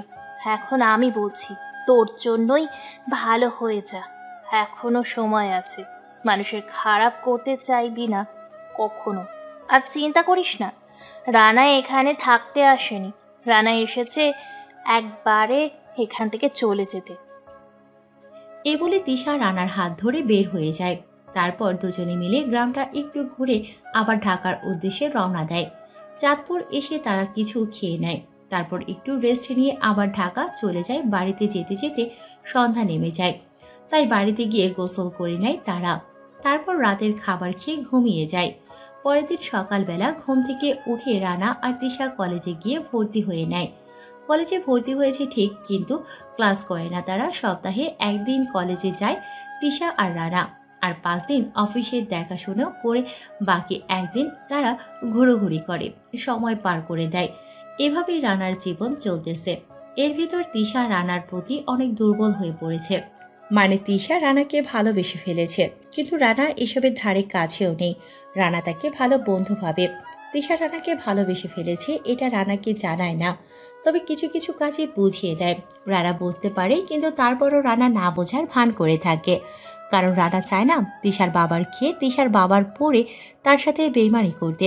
কারণ তিশার বাবা যদি রানাকে না আনতো এই জায়গায়, তাহলে রানা হয়তো কোথাও পড়ে মরে থাকতো। এভাবেই রানার এখানে 2 বছর পার হয়ে যায়। রানার পড়ালেখাও শেষ হয়ে গেছে। কিছুদিন হলো ফাইনাল পরীক্ষা দিয়েছে, ওটার রেজাল্ট দেবে এখন। তো একদিন তিশার বাবা আর তিশা সহ রানার রাতের খাবার খাচ্ছে। তখন তিশার বাবা রানাকে বলে, তুমি তো নিজের পায়ে দাঁড়াতে চাইছো, এতদিন পড়ালেখার জন্য পারোনি, তাই এখন বলতেছি। আমার একটা বন্ধু আছে, সে আর্মির মেজর, তাকে তোমার কথা বলেছি। সে বলেছে রেজাল্ট দিলে তার সাথে দেখা করে ট্রেনিংয়ে যেতে। এখন তুমি কি বলো? বাবা, আমার কোনো সমস্যা নেই। আর তাছাড়া আমি যদি দেশের সেবা করার সুযোগ পাই তাহলে অবশ্যই করব। তুমি তাকে বলে দিও, ঠিক আছে? আমি রাজি, কোনো সমস্যা নেই। তারপর খাওয়া দাওয়া শেষ করে তিশার বাবা তার রুমে চলে যায়। তখন তিশা রানাকে বলে, রানা, তোমাকে একটা কথা বলার ছিল। আরে এভাবে বলার কি আছে, কি বলবে বলো। আসলে আমি ঘুরিয়ে পেঁচিয়ে বলতে চাই না। আমি তোমাকে ভালোবাসি অনেক আগে থেকেই, কিন্তু ভয় হতো যদি তুমি আমাকে না ভালোবাসো, তাই বলতে পারিনি। তবে তোমাকে অনেকবার বোঝানোর চেষ্টা করেছি আমি। আমাকে ফিরিয়ে দিও না রানা। রানা যে ভয়টা পেয়েছে সেটাই হয়েছে। রানা অবাক হয়ে তিশাকে বলে, দেখো তিশা, তুমি অনেক সুন্দর একটা মেয়ে, যে কোনো ছেলে দেখলে তোমাকে পছন্দ করবে। কিন্তু তুমি আমার মতো অসুন্দর, আর আমার তো কোনো থাকার জায়গাও নেই, তাই আমি তোমাকে ভালোবাসতে পারবো না। তোমার বাবা যদি আমাকে না জায়গা দিত, তাহলে আমি এত ভালোভাবে থাকতে পারতাম না। আমি পারবো না তোমার বাবার বিশ্বাস নিয়ে খেলা করতে। আমি পারবো না তোমার বাবার সাথে বেইমানি করতে। তাই আমাকে মাফ করে দিও, তুমি আমার থেকে 1000 গুণ ভালো ছেলে পাবে। এই বলে রানা আর কিছু শোনার চেষ্টা না করে রুমে চলে আসে। আর অন্যদিকে তিশার বাবা তিশা আর রানার সব কথা শুনে খুব খুশি হয়, কারণ তিশার বাবা রানাকে খুবই পছন্দ করে ফেলেছে। তিনি আগেই ভেবে রেখেছে এই ব্যাপারেই, কিন্তু তিনি মনে করেছে তিশা রানাকে পছন্দ করবে না। এখন দেখে তিশা রানাকে পছন্দ করে, তাই তিনি তিশার কাছে যায়, গিয়ে তিশাকে বলে, তুমি কি রানাকে সত্যিই ভালোবাসিস নাকি পরে আবার বলবি এমনি সময় কাটানোর জন্য এমন করেছিস? বাবা, আমি সত্যিই রানাকে ভালোবেসে ফেলেছি। আমি জানি রানাও আমাকে পছন্দ করে, কিন্তু তোমার জন্য বলে না, কারণ সে সত্যিই চায় না তোমার মনে কষ্ট দিতে। রানাকে বিয়ে করে তার পাশে সারা জীবন থাকতে পারবি, নাকি পরে বলবি রানা কালো, রানা অসুন্দর, তার সাথে থাকতে পারবো না? বাবা, আমি কখনো কাউকে ভালোবাসিনি, শুধু রানাকে ভালোবেসেছি। আর তুমি নিজেই আমাকে বলেছ মানুষের রূপ দেখে নয়, মন দেখে ভালোবাসতে। আমি রানার মাঝে সেই ভালো মনটা দেখতে পেরেছি। শোন, কান্না করিস না, আমি নিজে রানার সাথে কথা বলবো। সত্যি বাবা, তুমি রানার সাথে আমার বিয়ে নিয়ে কথা বলবে? বলবো। তোমার কোনো চাওয়া পাওয়া তো কখনো অপূর্ণ রাখিনি আমি। আর রানাকে আমারও খুব পছন্দ। বাবা, তোমাকে অনেক ধন্যবাদ। তুমি পৃথিবীর সবচেয়ে ভালো বাবা। Love you. এটা বলে তিশা হাসতে হাসতে তার রুমের দিকে দৌড়ে চলে যায়। আর অন্যদিকে তিশার বাবা রানার রুমে গিয়ে দেখে রানা চুপ করে বসে কিছু একটা ভাবতেছে। রানা ভাবতেছে তিশা যেটা বলেছে এটা কি ঠিক হতে পারে? ঠিক, কারণ আমিও তাকে পছন্দ করে ফেলেছি কিছুটা, কিন্তু এটা করা আমার পক্ষে সম্ভব নয়, কারণ যে আমাকে ঠাঁই দিয়েছে তার বুকে ছুরি মারতে পারবো না। আমি কিছুতেই বাবার এত বড় সর্বনাশ করব না। দরকার হলে এখান থেকে অন্য কোথাও চলে যাব, কষ্ট হলেও অন্য জায়গায় চলে যাব। রানা এসব ভাবতেছে, তখন রানা কারো হাতের ছোঁয়া পায় পিঠে, তাই রানা পিছনে ফিরে দেখে তিশার বাবা। রানা যেই কিছু বলতে যাবে তার আগেই তিশার বাবা বলে, আমার মেয়েটা না তোমাকে সত্যি ভালোবাসে। আমি তার বাবা, আমি সব বুঝতে পারি। তুমি হয়তো ভাবতে পারো যে আমি বাবা হয়ে কিভাবে এটা বলতে পেরেছি, তাহলে আমি বলবো আমিও তোমাকে অনেক পছন্দ করি। আর আজকে একটু আগে তোমার কথা শুনে আরো বেশি পছন্দ করে ফেলেছি তোমাকে। আমি ধন্য হব তোমার হাতে আমার মেয়েকে তুলে দিতে পারলে, কারণ তুমি অনেক দায়িত্ববান, তোমাকে বিশ্বাস করা যায়। আমি চাই তুমি আমার মেয়েকে বিয়ে করো, এতে আমার কোনো আপত্তি নেই, বরং আরো খুশি হব। কিন্তু জীবনটা তোমার, তাই তুমি ঠিক করো কি করবে তুমি। আমি তোমার উপর কোনো জোর করব না, তোমার যেটা ভালো মনে হয় ওটাই করো। 2 দিন ভালো করে ভেবে আমাকে জানিও, কেমন? আমি এখন আসি, তুমি এখন ঘুমাও, সকালে না হয় এ নিয়ে ভাবা যাবে। তিশার বাবা কথাগুলো বলে চলে যায়। আর রানা পুরো অবাক হয়ে ধপ করে খাটে বসে পড়ে। রানা ভাবতে শুরু করে, আমি কি শুনলাম? আমি তো বিশ্বাস করতে পারছি না বাবা এমন কথা বলল। কিন্তু আমার জন্য যদি তিশার সুন্দর জীবনটা নষ্ট হয়ে যায়, না দেখি তিশার সাথে কথা বলে বোঝাতে পারি কিনা তাকে। এই ভেবে রানা তিশার রুমের সামনে যায়, গিয়ে দরজায় নক করে আওয়াজ করলে তিশা বলে, কে? দরজা খোলা আছে, আসতে পারো। রানা ভেতরে ঢুকে তিশার সামনে গিয়ে দাঁড়ায়। তিশা অবাক হয়ে রানাকে বলে, আরে তুমি বসো বসো। তো কি ভাবলে, আমাকে বিয়ে করবে তো? দেখো, আমি এখানে বসতে আসিনি, আমি এসেছি তোমার সাথে কিছু জরুরি কথা বলতে। সমস্যা নেই, বলো। তুমি কি সত্যি আমাকে ভালোবাসো? আমি সত্যিই তোমাকে ভালোবেসি। বিশ্বাস করো, তোমাকে অনেক বেশি ভালোবেসে ফেলেছি। আচ্ছা, তুমি কি পারবে আমার মতো পরিচয়হীন এবং অসুন্দর একটা ছেলের সাথে সারা জীবন কাটাতে? আর আমার তো কোনো বাড়ি ঘরও নেই যে তোমাকে রাখবো। কে বলেছে তোমার পরিচয় নেই? সময় হলে সব হবে। আর তুমি তো এখন এই বাড়ির ছেলে, তাহলে এটাই তো তোমার পরিচয়। আর তুমি অসুন্দর, এটা নিয়ে আমার কোনো সমস্যা নেই, কারণ আমি ভালোবেসেছি তোমার মন দেখে। আর কি বললে, তোমার বাড়ি নেই? হ্যাঁ ঠিক, তোমার বাড়ি নেই, কিন্তু হয়ে যাবে। তুমি করবে, তোমার রেজাল্ট বের হলে আর্মিতে যোগ দিয়ে তখন বাড়ি করবে। সব বুঝলাম, কিন্তু আমি তো এত তাড়াতাড়ি বিয়ে করতে পারবো না। আর্মিতে জয়েন হলে তারপর বিয়ে করতে পারবো। তুমি কি এত সময় অপেক্ষা করতে পারবে? তোমার জন্য অপেক্ষা করতে আমার কোনো সমস্যা নেই, কিন্তু তোমাকে কথা দিতে হবে তুমি আমাকেই বিয়ে করবে। কথা দিলাম, যদি তুমি আমার জন্য অপেক্ষা করতে পারো তাহলে আমি তোমাকেই বিয়ে করব। আচ্ছা, এখন একটু জড়িয়ে ধরতে দিবা? তাহলে তুমি খুশি হবে? তিশা বুঝতে পারে রানার কোনো আপত্তি নেই, তাই তিশা রানাকে জড়িয়ে ধরে শক্ত করে জড়িয়ে ধরে কান্না করতে করতে বলে, রানা, আমি সত্যিই তোমাকে ভালোবাসি। আমি তোমার জন্য অপেক্ষা করব। তুমি মন দিয়ে তোমার কাজ করেছো, আমি তোমার জন্য অপেক্ষা করে থাকবো। তুমি আসলে তারপর তোমাকে বিয়ে করব। দেখো, এখন কান্না করো না। তুমি যদি অপেক্ষা করতে পারো তাহলে আমি শুধুই তোমার থাকবো, আর কারো হব না। আর আমিও তোমাকে ভালোবাসি, কিন্তু আমি চাইনি তোমার বাবা কষ্ট পাক। এখন তো দেখি তিনিও রাজি, তাহলে আর কোনো সমস্যা নেই। তিশা রানার কপালে চুমু দিয়ে বলে, আমি শুধু তোমার, আর তুমিও শুধু আমার। রানা ও তিশার কপালে চুমু দিয়ে বলে, আচ্ছা এখন যাই, অনেক রাত হয়ে গেছে, ঘুমাও, কালকে সকালে আবার দেখা হবে, কেমন? তারপর রানা রুমে এসে শুয়ে পড়ে, আর তিশাও খুশি মনে শুয়ে পড়ে।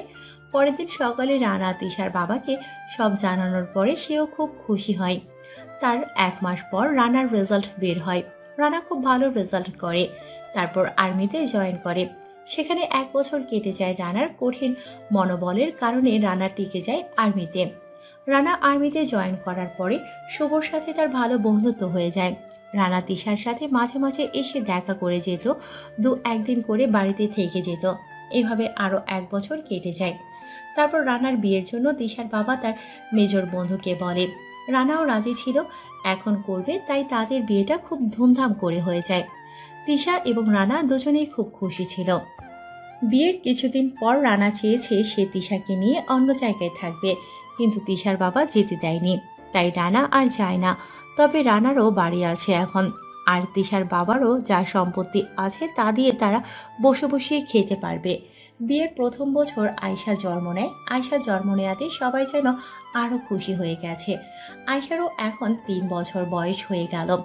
আর রানা তার পরিবার থেকে আলাদা হয়েছে এই 8 বছর।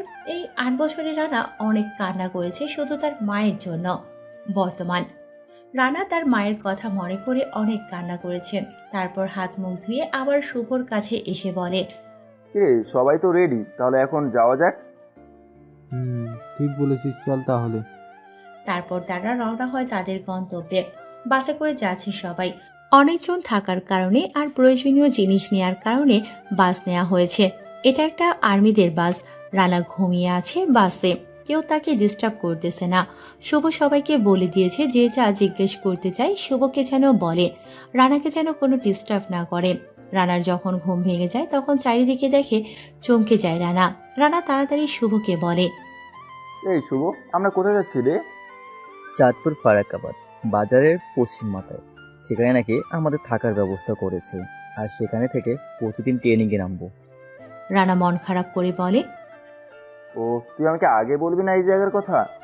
তুই আমাকে জিজ্ঞেস করিসনি তাই বলিনি। আর স্যার নেই এখানে, আমরা কাজে এসেছি, তাই ওটা নিয়ে তোর ভাবতে হবে না। আমি জানি তোর ওই জায়গায় যাওয়ার ইচ্ছে নেই, কিন্তু এটা তো আমাদের চাকরি, যেতেই হবে। রানা তার নিজের জন্মস্থানে এসেছে, তাই রানা এমন চমকে গেছে।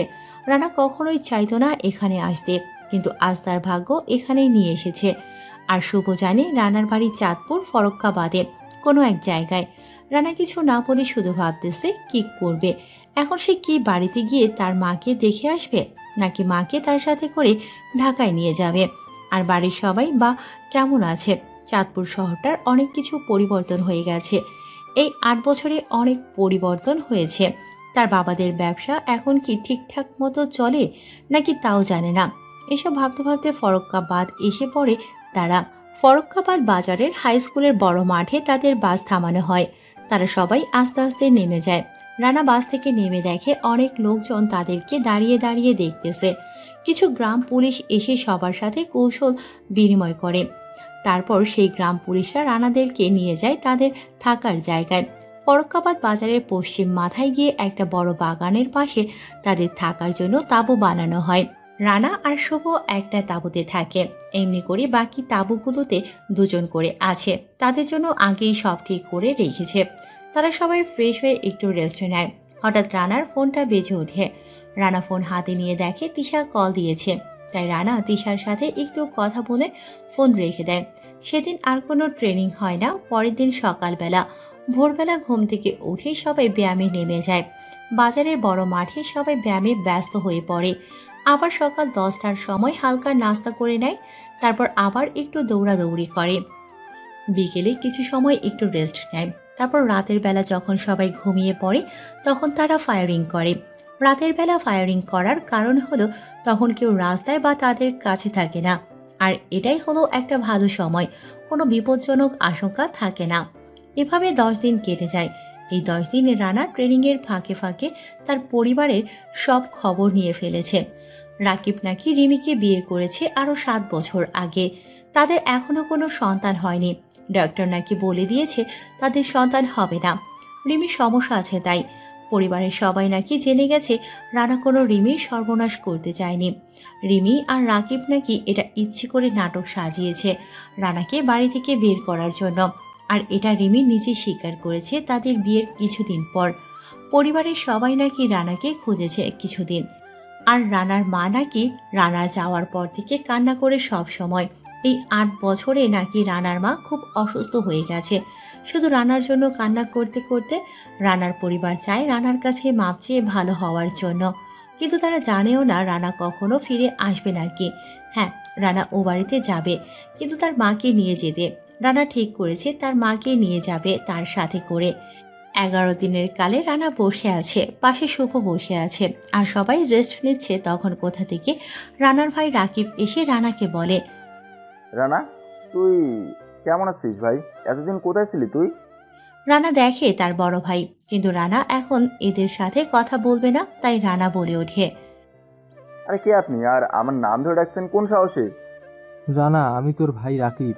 আমি তোকে ইচ্ছে করে বাড়ি থেকে বের করে দিয়েছি, কিন্তু পরে বুঝতে পারছি আমি কত বড় পাপ করেছি। আমাকে তুই মাফ করে দে। এখান দিয়ে যাওয়ার সময় তোকে দেখে আমি চিনতে পেরেছি আমি আর এমন কাজ করব না। তুই আমাকে মাফ করে দে ভাই। জানিস বাড়ির সবাই তোকে খুঁজছে। যখন সব সত্যি কথা জানতে পারছে, আর মা তো শুধু তোর জন্য এখনো কান্না করে। তুই চলে আয়, বিনিময়ে তুই আমাকে যা শাস্তি দিবি আমি সব মাথা পেতে নেব। রানা সব শুনে তারপরও রাগ দেখিয়ে রাকিবকে বলে, দেখেন, আপনি ভুল ভাবছেন। আমি কোনো আপনার ভাই না, আর আমাকে ডিস্টার্ব করবেন না। এই চাচা, এনাকে এখান থেকে বিদায় করুন। আমি এখন একটু ঘুমাবো, কেউ যেন ডিস্টার্ব না করে আমাকে। এটা বলে রানা অন্য জায়গায় গিয়ে বসে পড়ে, আর রাকিব অবাক হয়ে তাকিয়ে আছে রানার দিকে। একটু পরে গ্রাম পুলিশ এসে রাকিবকে তাড়িয়ে দেয়। রাকিব কান্না করতে করতে বাড়িতে চলে যায়। বাড়ির সবাই রাকিবকে দেখে অবাক হয়ে যায়। তখন রানার বাবা রাকিবকে জিজ্ঞেস করে, কিরে, এভাবে কান্না করছিস কেন? তুই তো ছোট্ট বাচ্চা না, কি হয়েছে বল? এর মধ্যে বাড়ির সবাই এক হয়ে গেছে। তখন রাকিব এক এক করে সব কথা বলে সবাইকে। এসব শুনে সবাই খুব অবাক হয়ে যায়। তখন রানার চাচা বলে, ভাই, আমার মনে হয় রানার কাছে মাপ চাওয়া দরকার আমাদের সবার, কারণ আমরা তার সাথে দিনের পর দিন অনেক অন্যায় করে এসেছি। রানার বাবার মনও তাই চায়, রানার কাছে মাপ চেয়ে তাকে আবার এ বাড়িতে ফিরিয়ে আনতে। তখন রানার বাবা বলে, তা না হয় করলাম, কিন্তু একটা জিনিস মাথায় আসছে না, রানা কিভাবে আর্মিতে জয়েন হলো? ভাই, হতে পারে কোনো ভালো লোকের কাছে রানা ছিল, তার হাত ধরে এতটুকুতে এসেছে, আর রানার কাছ থেকে তো জানতে পারবো, তাই না? আচ্ছা, তাহলে চল দেখি রানা আমাদের মাফ করে কিনা। তার সাথে যে অন্যায় করেছি, আমি তার বাবা হয়ে মনে হয় না আমাকে সে মাফ করবে। পৃথিবীতে মনে হয় একমাত্র আমি আছি যে তার ছেলেকে আদর তো দূরের কথা, ভালোভাবে কথাই বলিনি। ভাই, এসব কথা এখন বাদ দেন। আমরা সবাই তো ওর সাথে খারাপ ব্যবহার করেছি, এখন দেখি কি হয়। আমরা যাই আগে। আচ্ছা, তাহলে চল। রাকিব, তুই যাবি? বাবা, যাব আমি। বাবা, আমিও যাব, চলো। তখন রানার চাচি বলে ওঠে, আমিও যাব। কিন্তু রানার মা চুপ করে এক জায়গায় দাঁড়িয়ে আছে। তখন রানার বাবা বলে, বাড়ির সবাই যাবে, তুমি যাবে না? না, আমি যাব না। আমি কখনো আমার ছেলেকে দেখতে যাব না। সে নিজেই আসবে আমার কাছে, আর আমি খুব ভালো করেই জানি রানা তোমাদের সাথে আসবে না। রানা এই বাড়িতে আসবে শুধু আমাকে নেওয়ার জন্য। যেদিন রানা আসবে সেদিন আমি রানার সাথেই চলে যাব। তাই এখন আমার যাওয়ার দরকার নেই। তোমরা সবাই তার সাথে অন্যায় করেছো, তোমরা যাও। রানার মার কথা শুনে কেউ কোনো কথা বলল না। সবাই চুপ করে বাড়ি থেকে বের হয়ে যায়। কী বা বলবে তাকে বলার মতো কোনো ভাষাই তো নেই তাদের কাছে। তারা চলে যায় রানা যেখানে ট্রেনিং করতেছিল সেখানে। কিন্তু তারা রানার সাথে কোনো কথা বলতে পারেনি। তারা রানাকে দেখে চিনতে পেরেছে, রানাও তাদেরকে দেখেছে, তবুও না দেখার ভান করেছিল। তারা গ্রাম পুলিশকে অনেক করে বলেছে রানার সাথে একবার কথা বলে চলে যাবে, কিন্তু রানা বলে দিয়েছে ট্রেনিংয়ের সময় রানা কারোর সাথে কথা বলতে পারবে না। তাই ওরা কেউ রানার সাথে কথা বলতে পারেনি। তারপরের দিন সকালবেলা রানা বসে আছে তাঁবুর কাছে। তখন আবার রানার বাড়ির লোক আসে। তারা সবাই রানার সামনে গিয়ে দাঁড়ায়। রানা মাথা তুলে তাদেরকে দেখে বলে, কি চাই? কেন এসেছেন? কোনো দরকার? রানার এমন কথায় সবাই একটুও অবাক হয় না, কারণ তারা জানে রানা এমন ধরনের কথা বলবেই। রানাকে তারা যে কষ্ট দিয়েছে এইসব রানা বলতেই পারে, এতে অবাক হওয়ার কিছু নেই। তখন রানার বাবা রানাকে বলে, তুই এতদিন কোথায় ছিলি বাবা? তোকে কত খুঁজেছি তুই জানিস? কি বলছেন আপনি? আমাকে কেন খুঁজতে যাবেন? আজব তো। বাবা, তোর সাথে আমরা অনেক অন্যায় করে ফেলেছি, তুই আমাদের মাফ করে দে। আর না হলে তুই আমাদের যে শাস্তি দিতে চাস দে, আমরা মাথা পেতে নেব। রানা ওদের কথা শুনে জোরে জোরে হাসতে থাকে। ওরা রানার হাসি দেখে অবাক হয়ে তাকিয়ে আছে রানার দিকে। তখন রানা সবাইকে বলে ওঠে, শোনেন, আমার আপনাদের কারো উপর কোনো রাগ অভিমান নেই, কিন্তু আপনাদের সাথে আমার একটা সম্পর্ক ছিল, তা ভুলে গেছি। তা আপনারা এখন চলে যান, আমার সাথে আপনাদের কোনো পরিচয় নেই। রানার এমন ধরনের কথা শুনে রিমি কান্না করতে করতে রানার পা ধরে আর বলতে থাকে, রানা প্লিজ, আমরা আমাদের সব ভুল বুঝতে পারছি, এখন আমাদের সাথে চলো। জানো, তোমার সাথে এমন অন্যায় করার কারণে মনে হয় আল্লাহ আমাকে কোনো সন্তান দিচ্ছে না। আচ্ছা, আমাদেরকে মাফ করে দিয়ে আবার বাড়িতে আসতে পারবে না তুমি? রানা রিমির কাছ থেকে নিজের পা ছাড়িয়ে সবাইকে উদ্দেশ্য করে অন্যদিকে মুখ ঘুরিয়ে রাগী গলায় বলে, আমি বললাম না আপনাদের সাথে আমার কোনো সম্পর্ক নেই, তাহলে কেন দাঁড়িয়ে আছেন? চলে যান এখান থেকে, নাহলে কিন্তু খুব খারাপ হয়ে যাবে বলে দিলাম। রানার এমন কথায় সবাই একটু ভয় পেয়ে যায়। তাই কোনো উপায় না পেয়ে সবাই হতাশ হয়ে বাড়িতে চলে যায়। তারা যাওয়ার পর রানার ফোনে তিশা কল দেয়। রানা তিশার কল পেয়ে কল ধরে বলে, কেমন আছো? খেয়েছো কিছু? আমি ভালো আছি। তুমি কেমন আছো? আর তুমি কিছু খেয়েছো? ভালো আছি, আর খাবো একটু পরে। আমার সোনা পাখি কোথায়, কি করে? বাবার সাথে বসে বসে কার্টুন দেখতেছি। জানো, আজকে না আমার পরিবারের সবাই আমার কাছে এসেছে। তিশা জানে রানা যে এখানে এসেছে কাজের জন্য। রানা নিজেই বলেছে। তিশা বলে, তাই নাকি? তো এসে কি বললো? রানা তিশাকে একটু আগে যা যা হয়েছে সব কিছু বলল। তা শুনে তিশা বলল, বুঝতে পারছি।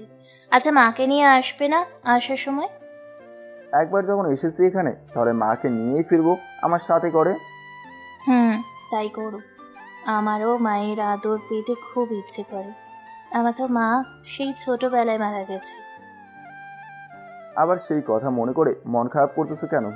আমি মাকে সাথে করে নিয়ে আসবো তো বলেছি। এভাবে আরো কিছু কথা বলে কল কেটে দেয় রানা। আর অন্যদিকে রানার পরিবারের সবাই বাসায় যাওয়ার পরে রানার মা তাদেরকে বলে, কি এমন হতাশ হয়ে ফিরে এলেছে? আসলে তোমরা বদলিয়েছ ঠিক, কিন্তু তোমরা ছেলেটার মনে অনেক বেশি কষ্ট দিয়ে ফেলেছ। তখন বুঝতে পারিনি, কিন্তু এখন বুঝতে পারছি। রূপ দেখে মানুষকে বিচার করতে নেই। আমি সত্যি ওকে অনেক কষ্ট দিয়ে ফেলেছি। জানি না রানা কখনো আমাকে মাফ করবে কি না। রানা আমাকে মাফ না করলে যে আল্লাহ আমাকে মাফ করবেন না। রানার পরিবারের সবাই যাওয়ার পরপরই রানার মা তাদেরকে বলে। এটা বলে রানার বাবা কান্না করতে করতে তার রুমে চলে যায়। পুরুষ মানুষ কান্না করে না, তারা তখনই কান্না করে যখন তারা অনেক বেশি কষ্ট পায় বা অনেক দামি কিছু হারিয়ে ফেলে। বাকিরা সবাইও মন খারাপ করে যার যার রুমে চলে যায়। রানার মা রুমে গিয়ে দেখে রানার বাবা রানার একটা ছবি হাতে নিয়ে কান্না করতেছে। তখন তিনি গিয়ে তার পাশে বসে বলে, আমি জানি তুমি তোমার কাজের জন্য অনুতপ্ত, তাই বলি কি তুমি নামাজ পড়ে আল্লাহর কাছে দোয়া করো যাতে তোমার সন্তান তোমার বুকে ফিরে আসে? মন থেকে চাইলে আল্লাহ কাউকে খালি হাতে ফেরান না। তাই করব। আমি বুঝতে পারিনি রানাকে। আমি বাবা হয়ে কি করলাম তার সাথে। আমার নিজের উপর এখন ঘৃণা লাগতেছে। রানার মা রানার বাবাকে আরো কিছু সময় বুঝিয়ে নেয়। এভাবে আরো 4 দিন কেটে যায়। এর ভেতর রানা একবারের জন্য তার বাড়িতে যায় না। আর রানার বাবাও নামাজ পড়ে তার সন্তানের জন্য কান্না করে সব সময়। তার পরের দিন সকালবেলা আজকে রানারা সবাই আবার ঢাকা চলে যাবে। রানা শুভকে বলে সবাইকে ঢাকায় পাঠিয়ে দিয়েছে শুভর সাথে করে। রানা যায় না।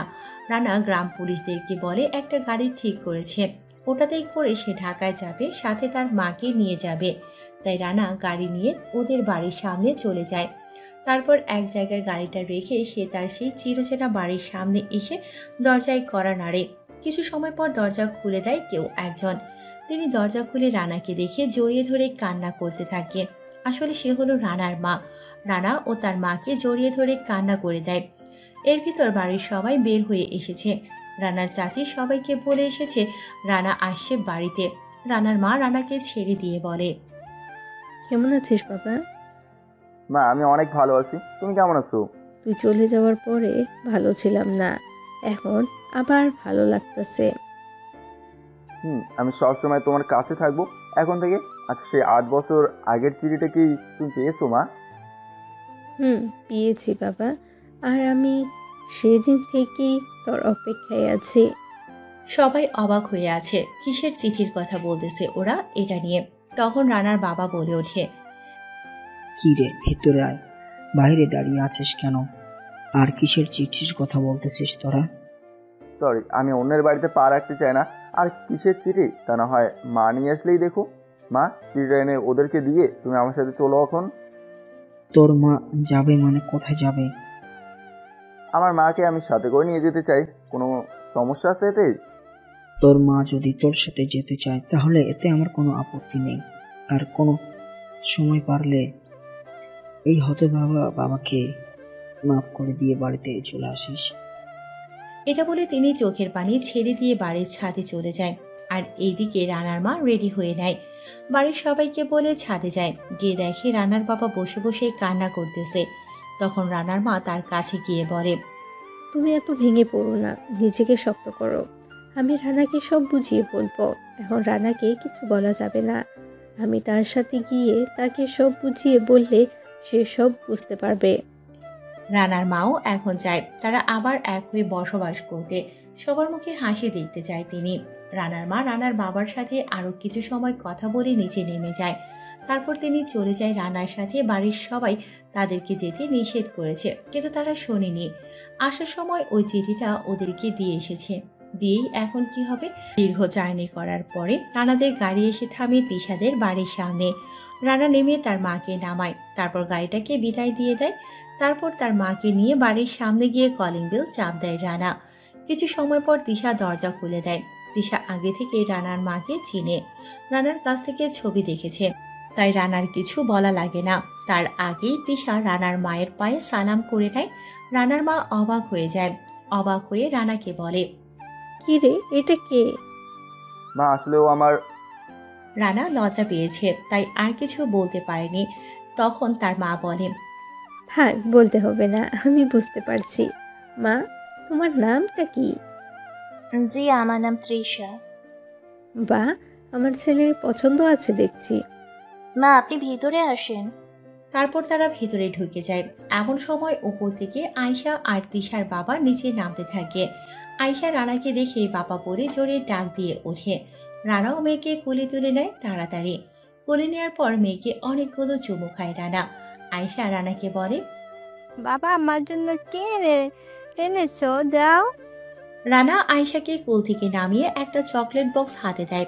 আয়শা ওটা পেয়ে খুব খুশি হয়ে যায়। আয়শা খুশি হয়ে তার মায়ের কাছে চলে যায়। তখন রানা তিশার বাবার সাথে তার মায়ের পরিচয় করিয়ে দেয়। তারপর রানা তার মাকে নিয়ে রুমে এসে দুজনে ফ্রেশ হয়ে আবার নিচে নেমে যায়। নিচে নামার পরে রানার মা রানাকে বলে, বিয়ে করে ফেললি তাহলে? যা, ভালো করেছিস, বৌমাও দেখতে খুব ভালো। আচ্ছা, তোর মেয়ের কি নাম রেখেছিস? মা ওর নাম আয়শা, আর এটা হলো তিশাদের বাড়ি। তিশা আমাকে পছন্দ করছে প্রথমে, বাবাও এতে কিছু মনে করেনি, তাই আমাদের বিয়ে হয়ে যায় আমার মতামত নিয়ে। রানা তার মাকে সোফায় বসিয়ে আয়শাকে কোলে করে নিয়ে এসে রানার মায়ের পাশে বসে। তখন আয়শা রানার মায়ের দিকে তাকিয়ে রানাকে বলে, বাবা এটা কে? আম্মু এটা তোমার দাদু লাগে, যাও তার সাথে কথা বলো তুমি। আয়শা তার দাদুর কোলে উঠে তার দাদুকে বলে, দাদু তুমি এতদিন কোথায় ছিলে? আমাদের এখানে কেন আসনি আগে? এখন তো এসে গেছি, আর যাব না। তোমাকে ছেড়ে তোমার সাথে এখন থেকে থাকবো, কেমন? ঠিক আছে দাদু, তুমি আমাকে প্রতিদিন গল্প শোনাবে তো, আমাকে আদর করবে তো? দাদু, সব করব। তোমাকে অনেক অনেক অনেক আদর করব, গল্প শোনাবো। এভাবে সবাই আরো কিছু সময় কথা বলে নেয়। রাতের বেলা খাবার টেবিলে বসে আছে সবাই, আর তিশা সবাইকে খাবার পরিবেশন করে দিচ্ছে। সবাই খাওয়া দাওয়া করে যে যার রুমে চলে যায়। আয়শা তার দাদুর রুমে চলে গেছে, সে নাকি তার দাদুর কাছ থেকে গল্প শুনবে। রানা রুমে আসার কিছু সময় পর তিশা রুমে এসে দরজা বন্ধ করে দেয়। তারপর খাটে বসে রানাকে বলে, জানো, আজকে না আমি অনেক খুশি, আমার নতুন মা পেয়েছি তাই। আমার কাছে অনেক ভালো লাগতেছে মাকে আমার সাথে করে নিয়ে আসতে পেরে। রানা তিশার পাশে বসে। তিশা রানার হাত ধরে কাঁধে মাথা রাখে। রানা একটু মুচকি হাসি দেয়। তিশা রানাকে বলে, তুমি সত্যি অনেক ভালো, তোমাকে আমি সত্যি অনেক ভালোবাসি, আর সারা জীবন বেসে যাব। আমিও তোমাকে অনেক ভালোবাসি পাগলি। তারপর তারা আরো কিছু সময় ভালোবাসার কথা বলে শুয়ে পড়ে। তিশা আজ রানার বুকে মাথা রেখে শুয়ে আছে। রানাও তাকে পরম যত্ন করে আগলে রেখেছে। পরের দিন সকালবেলা রানার ঘুম ভেঙে যায়, দেখে তিশা এখনো ঘুমিয়ে আছে। রানা তিশাকে সরিয়ে উঠতে চাইলে তিশা রানাকে আরো শক্ত করে জড়িয়ে ধরে ঘুমের ঘরে রানাকে বলে, কি হয়েছে, এমন করতেছো কেন? আর একটু ঘুমাও, কতদিন পর তোমার বুকে একটু মাথা রাখার সুযোগ পেয়েছি। রানা তিশার কথা শুনে আর ওঠার চেষ্টা করে না। তিশার কপালে একটা চুমু খেয়ে তাকে জড়িয়ে ধরে শুয়ে আছে, কিন্তু তার চোখে ঘুম আসে না। তাই রানা তিশার মায়াবী মুখটা দেখতে লাগলো। আরও কিছু সময় তিশা ঘুমায়। তারপর চোখ খুলে দেখে রানা তার দিকে তাকিয়ে আছে এক মনে। তখন তিশা রানাকে বলে, কি দেখো এমন করে? আমার পাগলিটাকে দেখছিলাম একটু। তারা এমন করে দুষ্টুমি করতে করতে শোয়া থেকে উঠে দুজনে ফ্রেশ হয়ে নেয়। তারপর তিশা রান্নাঘরের দিকে যায়। রান্নাঘরে গিয়ে দেখে রান্নার মা রান্না করতেছে আর কাজের লোক তাকে সাহায্য করতেছে। তিশা অবাক হয়ে যায়। তিশা কোনো কথা না বলে আস্তে আস্তে রান্নার মায়ের পেছনে গিয়ে দাঁড়ায়। তারপর তিশা রান্নার মাকে পেছন থেকে জড়িয়ে ধরে বলে, কি করতেছো মা? তুমি কেন রান্নাঘরে আসতে গেলে? আরে তুমি এভাবে কেউ আচমকা জড়িয়ে ধরে? আমি তো ভয় পেয়ে গিয়েছিলাম তো। ঠিক আছে, আর করব না। আচ্ছা, তোমাকে কে বলেছে রান্নাঘরে আসতে? আমি আছি তো, আমি থাকতে আমার মা কেন কষ্ট করবে? ছেলেটা কত বছর হলো আমার হাতে রান্না খায় না, তাই ভাবলাম আজকে না হয় আমি রান্না করি। আর সমস্যা নেই, আমার রান্না করতে ভালো লাগে, এসব কোনো ব্যাপারই না। তিশা মুচকি হাসে, আর কিছু বলে না। তারপর রানার মা আর তিশা মিলে একসাথে রান্না করে আর তারা কথা বলতে থাকে। অন্যদিকে রানা আয়শা যে রুমে ঘুমিয়েছে ওখানে গিয়ে দেখে আয়শা ঘুমিয়ে আছে। রানা আয়শাকে খুব যত্ন করে ঘুম থেকে জাগিয়ে তোলে।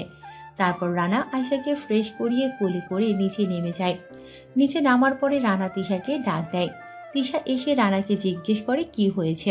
তখন রানা তিশাকে বলে আয়শাকে সাথে নিয়ে বাড়ি থেকে বের হয়ে যায়। তারপর আয়শাকে নিয়ে কিছু সময় ঘোরাঘুরি করে আবার বাসায় চলে আসে। তারপর সবাই একসাথে নাস্তা করে নেয়। রানা তো তার মায়ের হাতের রান্না খেয়ে পুরো খুশি হয়ে গেছে। এত বছর পর মায়ের হাতের রান্না, সেই আগের মতোই স্বাদ আছে এই হাতে। কেটে যায় আরও 1টি বছর। সবাই খুব সুন্দরভাবে জীবনযাপন করতেছে। সবার আনন্দের মনে হয় শেষ নেই। এর ভিতর রানার মা রানাকে অনেকবার বাড়ির কথা বলেছে, কিন্তু রানা প্রতিবার চুপ করেছিল। একদিন রানা গিয়েছে তাদের সেনানিবাসের কার্যালয়ে, আর তিশার বাবা তার অফিসে গিয়েছে। তখন বাড়িতে রানার মা আর তিশা ছিল। এমন সময় তাদের বাড়ির টেলিফোনে কল আসে। তিশা কল ধরে, কিন্তু চিনতে পারেনি তিশা কে কল দিয়েছে। তখন উপাস থেকে বলে, তুমি কি আর এটা কি রানার বাড়ির নাম্বার? হ্যাঁ, কিন্তু আপনি কে? আর রানা তো এখন বাড়িতে নেই।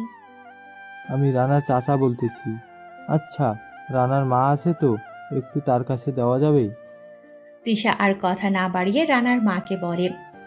মা, রানার চাচা ফোন করেছে, আপনার সাথে কথা বলতে চায়। রানার মা অবাক হয়ে ফোনটা হাতে নিয়ে কানের কাছে ধরে বলে, হ্যালো, আমি রানার মা বলছি। ভাবি, আমি রানার চাচা। কেমন আছেন আপনারা? আমরা সবাই ভালো আছি, আপনারা সবাই কেমন আছেন? আমরা ভালো আছি, কিন্তু ভাই ভালো নেই। কি হয়েছে ওনার? আপনারা যাওয়ার পর থেকে খাওয়া দাওয়া বন্ধ করে দিয়েছে, তাই শরীর খারাপ ছিল। আজকে সকালে আরো হঠাৎ করে অসুস্থ হয়ে যায়, তাই এখন চাঁদপুর হসপিটালে নেওয়া হয়েছে। কি বলেন এসব? এখন কেমন আছে? ডাক্তার বলেছে আরো ভালোভাবে চিকিৎসা লাগবে, তাড়াতাড়ি সুস্থ হয়ে যাবে। ও আচ্ছা, তাহলে ঠিক মতন চিকিৎসা করতে থাকেন আপনারা, আমি দেখতেছি রানাকে বলে। এটা বলে কল কেটে দেয় রানার মা। আর চিন্তিত হয়ে বসে পড়ে তখন তিশা বলে, কি হলো মা, কার কি হয়েছে? রানার বাবা অসুস্থ, তাকে হাসপাতালে নেওয়া হয়েছে। তাহলে তো গিয়ে দেখে আসা দরকার। কি বলো তুমি? আমরা গিয়ে কি করব? রানা যাওয়া লাগবে। আচ্ছা, তোমাকে একটা কথা বলি, তুমি করতে পারবে? মা, আপনি বলেন কি করতে হবে, আমি করে দিব, সমস্যা নেই। তুমি কি রানাকে রাজি করাতে পারবে তার বাবার কাছে যাওয়ার জন্য? জানো, ওরা সবাই তাদের কাজের জন্য অনুতপ্ত। তারা চায় রানা আবার তাদের কাছে ফিরে যাওয়ার জন্য। ঠিক আছে মা, আমি রাতে রানাকে বুঝিয়ে বলবো। আপনি কোনো টেনশন করবেন না, সব ঠিক হয়ে যাবে, দেখেন। সেদিন রাতে রানা শুয়ে আছে আর আয়শা পাশে ঘুমিয়ে আছে। তখন তিশা এসে রানার বুকে শুয়ে রানাকে জড়িয়ে ধরে। রানা তিশাকে তখন জিজ্ঞেস করে, কি হলো, এভাবে এসেই শুয়ে পড়লা যে? আমার বরের বুকে আমি শুয়েছি, কোনো সমস্যা তোমার? না মহারানী, কোনো সমস্যা নেই। তুমি সারা জীবন এভাবে শুয়ে থাকলেও সমস্যা নেই। আচ্ছা, তুমি আমাকে কতটুকু ভালোবাসো? তোমাকে তো আমি অনেক ভালোবাসি, তা বলে বোঝাতে পারবো না। যদি তুমি আমাকে সত্যি ভালোবেসে থাকো, তাহলে তোমার কাছে একটা অনুরোধ করব, রাখবে তো? আমি রাখবো পাগলি, তোমার সব কথা আমি রাখতে রাজি আছি, শুধু তোমাকে ছেড়ে যেতে পারবো না। আসলে তোমার বাবা খুব অসুস্থ, তাকে চাঁদপুর হসপিটালে নেওয়া হয়েছে।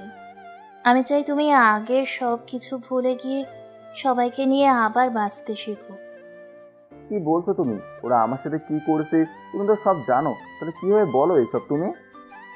দেখো, মানুষ ভুল করে, তাই বলে কি তাদের মাফ করে দেওয়া যায় না? আর তারা তো তোমার কাছে মাপ চেয়েছে, তাহলে আর কি চাই তোমার? আমি এত কথা শুনতে চাই না, তুমি তোমার পরিবারকে নিয়ে সুখে থাকো, এইটাই চাই আমি। বুঝলাম। আচ্ছা, আমি ভেবে দেখবো। ওকে, ভেবে দেখো আর যাই দেখো, উত্তর কিন্তু সঠিক চাই আমি। মানুষ মাত্রই ভুল, আমাদের কাজ হচ্ছে তাদের ভুলগুলো ধরিয়ে দিয়ে তাদেরকে সঠিক পথে আনা। রানা তিশার কপালে চুমু দিয়ে বলে, ঠিক আছে পাগলি, আমি ভেবে দেখবো। কেমন? এখন তুমি ঘুমাও, আমিও ঘুমাবো।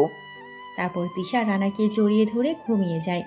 আর রানা ভাবতে থাকে কি করবে এখন। এসব ভাবতে ভাবতে কখন যে ঘুমিয়ে গেছে তা রানা নিজেও জানে না। সকালে রানার ঘুম ভেঙে যায়। রানা দেখে তার দুই কলিজা তাকে দুদিক থেকে জড়িয়ে ধরে ঘুমোচ্ছে। তাই রানা কিছু না বলে চুপ করে আছে। অনেকক্ষণ পরে তিশার ঘুম ভেঙে যায়। তিশা দেখে রানা চুপ করে আছে আর তাদেরকে দেখতেছে। তখন তিশা রানাকে বলে, তুমি কখন উঠলে আর এভাবে তাকিয়ে আছো যে? আমার তো আরো অনেক আগেই ঘুমিয়ে গেছে, কিন্তু তোমরা দুজন আমাকে যেভাবে ধরে রেখেছো তাই আর উঠিনি। এটা বলার সাথে সাথে তিশা রানাকে আরো শক্ত করে জড়িয়ে ধরে ফিক করে হেসে দেয়। আর তিশা রানাকে বলে, ওরে আমার পাগল রে, তোমার খুব কষ্ট হয় আমাদের নিয়ে, তাই না? কি বলো তুমি? তোমরা হলে আমার কলিজা, তোমরা আমার বুকে এভাবে সারা জীবন থাকলেও আমি কিচ্ছু বলবো না। বুঝলাম পাগল। আচ্ছা, ওটা কি ভাবলে? অনেক ভেবে বুঝলাম যে আমার পাগলিটা যা বলেছে সব ঠিক বলেছে। যাও, আয়সাকে জাগে তোলো আর মাকে বলো রেডি হতে। তোমরাও রেডি হয়ে নিও, আর আগে চলো নাস্তা করে নেই। I love you. তুমি খুব ভালো। তারপর সবাই একসাথে নাস্তা করে নেয়। তিশার বাবাও যাবে সেখানে। সবাই রেডি হওয়ার পরে নিচে নেমে যায় রানা। ফোন করে হসপিটালের নাম জেনে নিয়েছে। তারপর গাড়ি বের করে রানা নিজের ড্রাইভারের সিটে বসে যায়। রানার পাশে তিশার বাবা বসেছে, আর পেছনের সিটে আছে রানার মা, তিশা আর আয়শা। গাড়ি চলতেছে তার আপন গতিতে, আর গাড়ির ভেতর চলতেছে সবার কথাবার্তা। তারপর দীর্ঘ কয়েক ঘন্টা পরে তারা এসে পৌঁছে যায় চাঁদপুর শহরে। সেখান থেকে হসপিটাল চলে যায়। বাহিরে রানার চাচা দাঁড়িয়েছিল রানাদের জন্য। তিনি রানাকে দেখতে পেয়ে খুব খুশি হয়ে যায়। তিনি কিছু বলার আগেই রানা বলে ওঠে, কেমন আছেন চাচা? আমি ভালো আছি বাবা, তুমি কেমন আছো? আমিও ভালো আছি। আচ্ছা চলো ভেতরে যাওয়া যাক আগে, সেখানে গিয়ে সবার সাথে পরিচয় করে দেবো তোমাদের। তারপর সবাই রানার চাচার সাথে ভেতরে যায়। সেখানে যাওয়ার পরে রানা দেখে রিমি, রাকিব ও রানার চাচি দাঁড়িয়ে আছে একটা রুমের বাহিরে, আর এই রুমে রানার বাবা আছে। রানা গিয়ে সবার সাথে ওই রুমে ঢুকে যায়। তারপর তার বাবার সাথে কথা বলে। রানা তার বাবাকে বলে, বাবা তুমি কোনো চিন্তা করো না, আমি তোমাকে ঢাকায় নিয়ে যাব, সেখানে তোমার চিকিৎসা করাবো আমি। বাবা তুই আমাকে মাফ করে দে, আমি বাবা হয়ে তোকে কখনো ভালোবাসিনি, বরং দিনের পর দিন তোকে কটু কথা বলেছি। বাবা সেসব আগের কথা, আমি চাই না আগের কথা এখন মনে করতে। তাই ওই সব কথা বাদ দিয়ে আমরা আবার নতুন করে বাঁচবো। ঠিক বলেছিস বাবা, আমি আগের সব কথা বলে তোকে বুকিয়ে নিতে চাই। সেখানে সবাই আরো কিছু সময় কথা বলে ডাক্তারকে ডেকে রানা তার বাবাকে ঢাকা নিয়ে যাওয়ার কথা বলে। এতে ডাক্তারও আপত্তি করে না। তাই সেদিনই সবকিছু ঠিকঠাক করে রানা তার বাবাকে ঢাকায় নিয়ে যায়। আর রাকিব, রিমি, রানার চাচা ও চাচি তারা তাদের বাড়িতে চলে যায়। তারা পরের দিন সবকিছু গুছিয়ে ঢাকা যাবে তিশার বাবার বাসায়। রানা তার বাবাকে ঢাকায় নিয়ে বড় এক নামকরা হসপিটালে ভর্তি করায়। পরের দিন রানার ভাই আর চাচারা সবাই চলে আসে ঢাকায়। সবাই আয়শাকে পেয়ে ভীষণ খুশি হয়। রিমি তো আয়শাকে দেখেই আদর করতে থাকে। 1 মাস পর রানার বাবা এখন ভালো হয়ে গেছে, আর তারা সবাই এখন একসাথে থাকবে বলে ঠিক করেছে।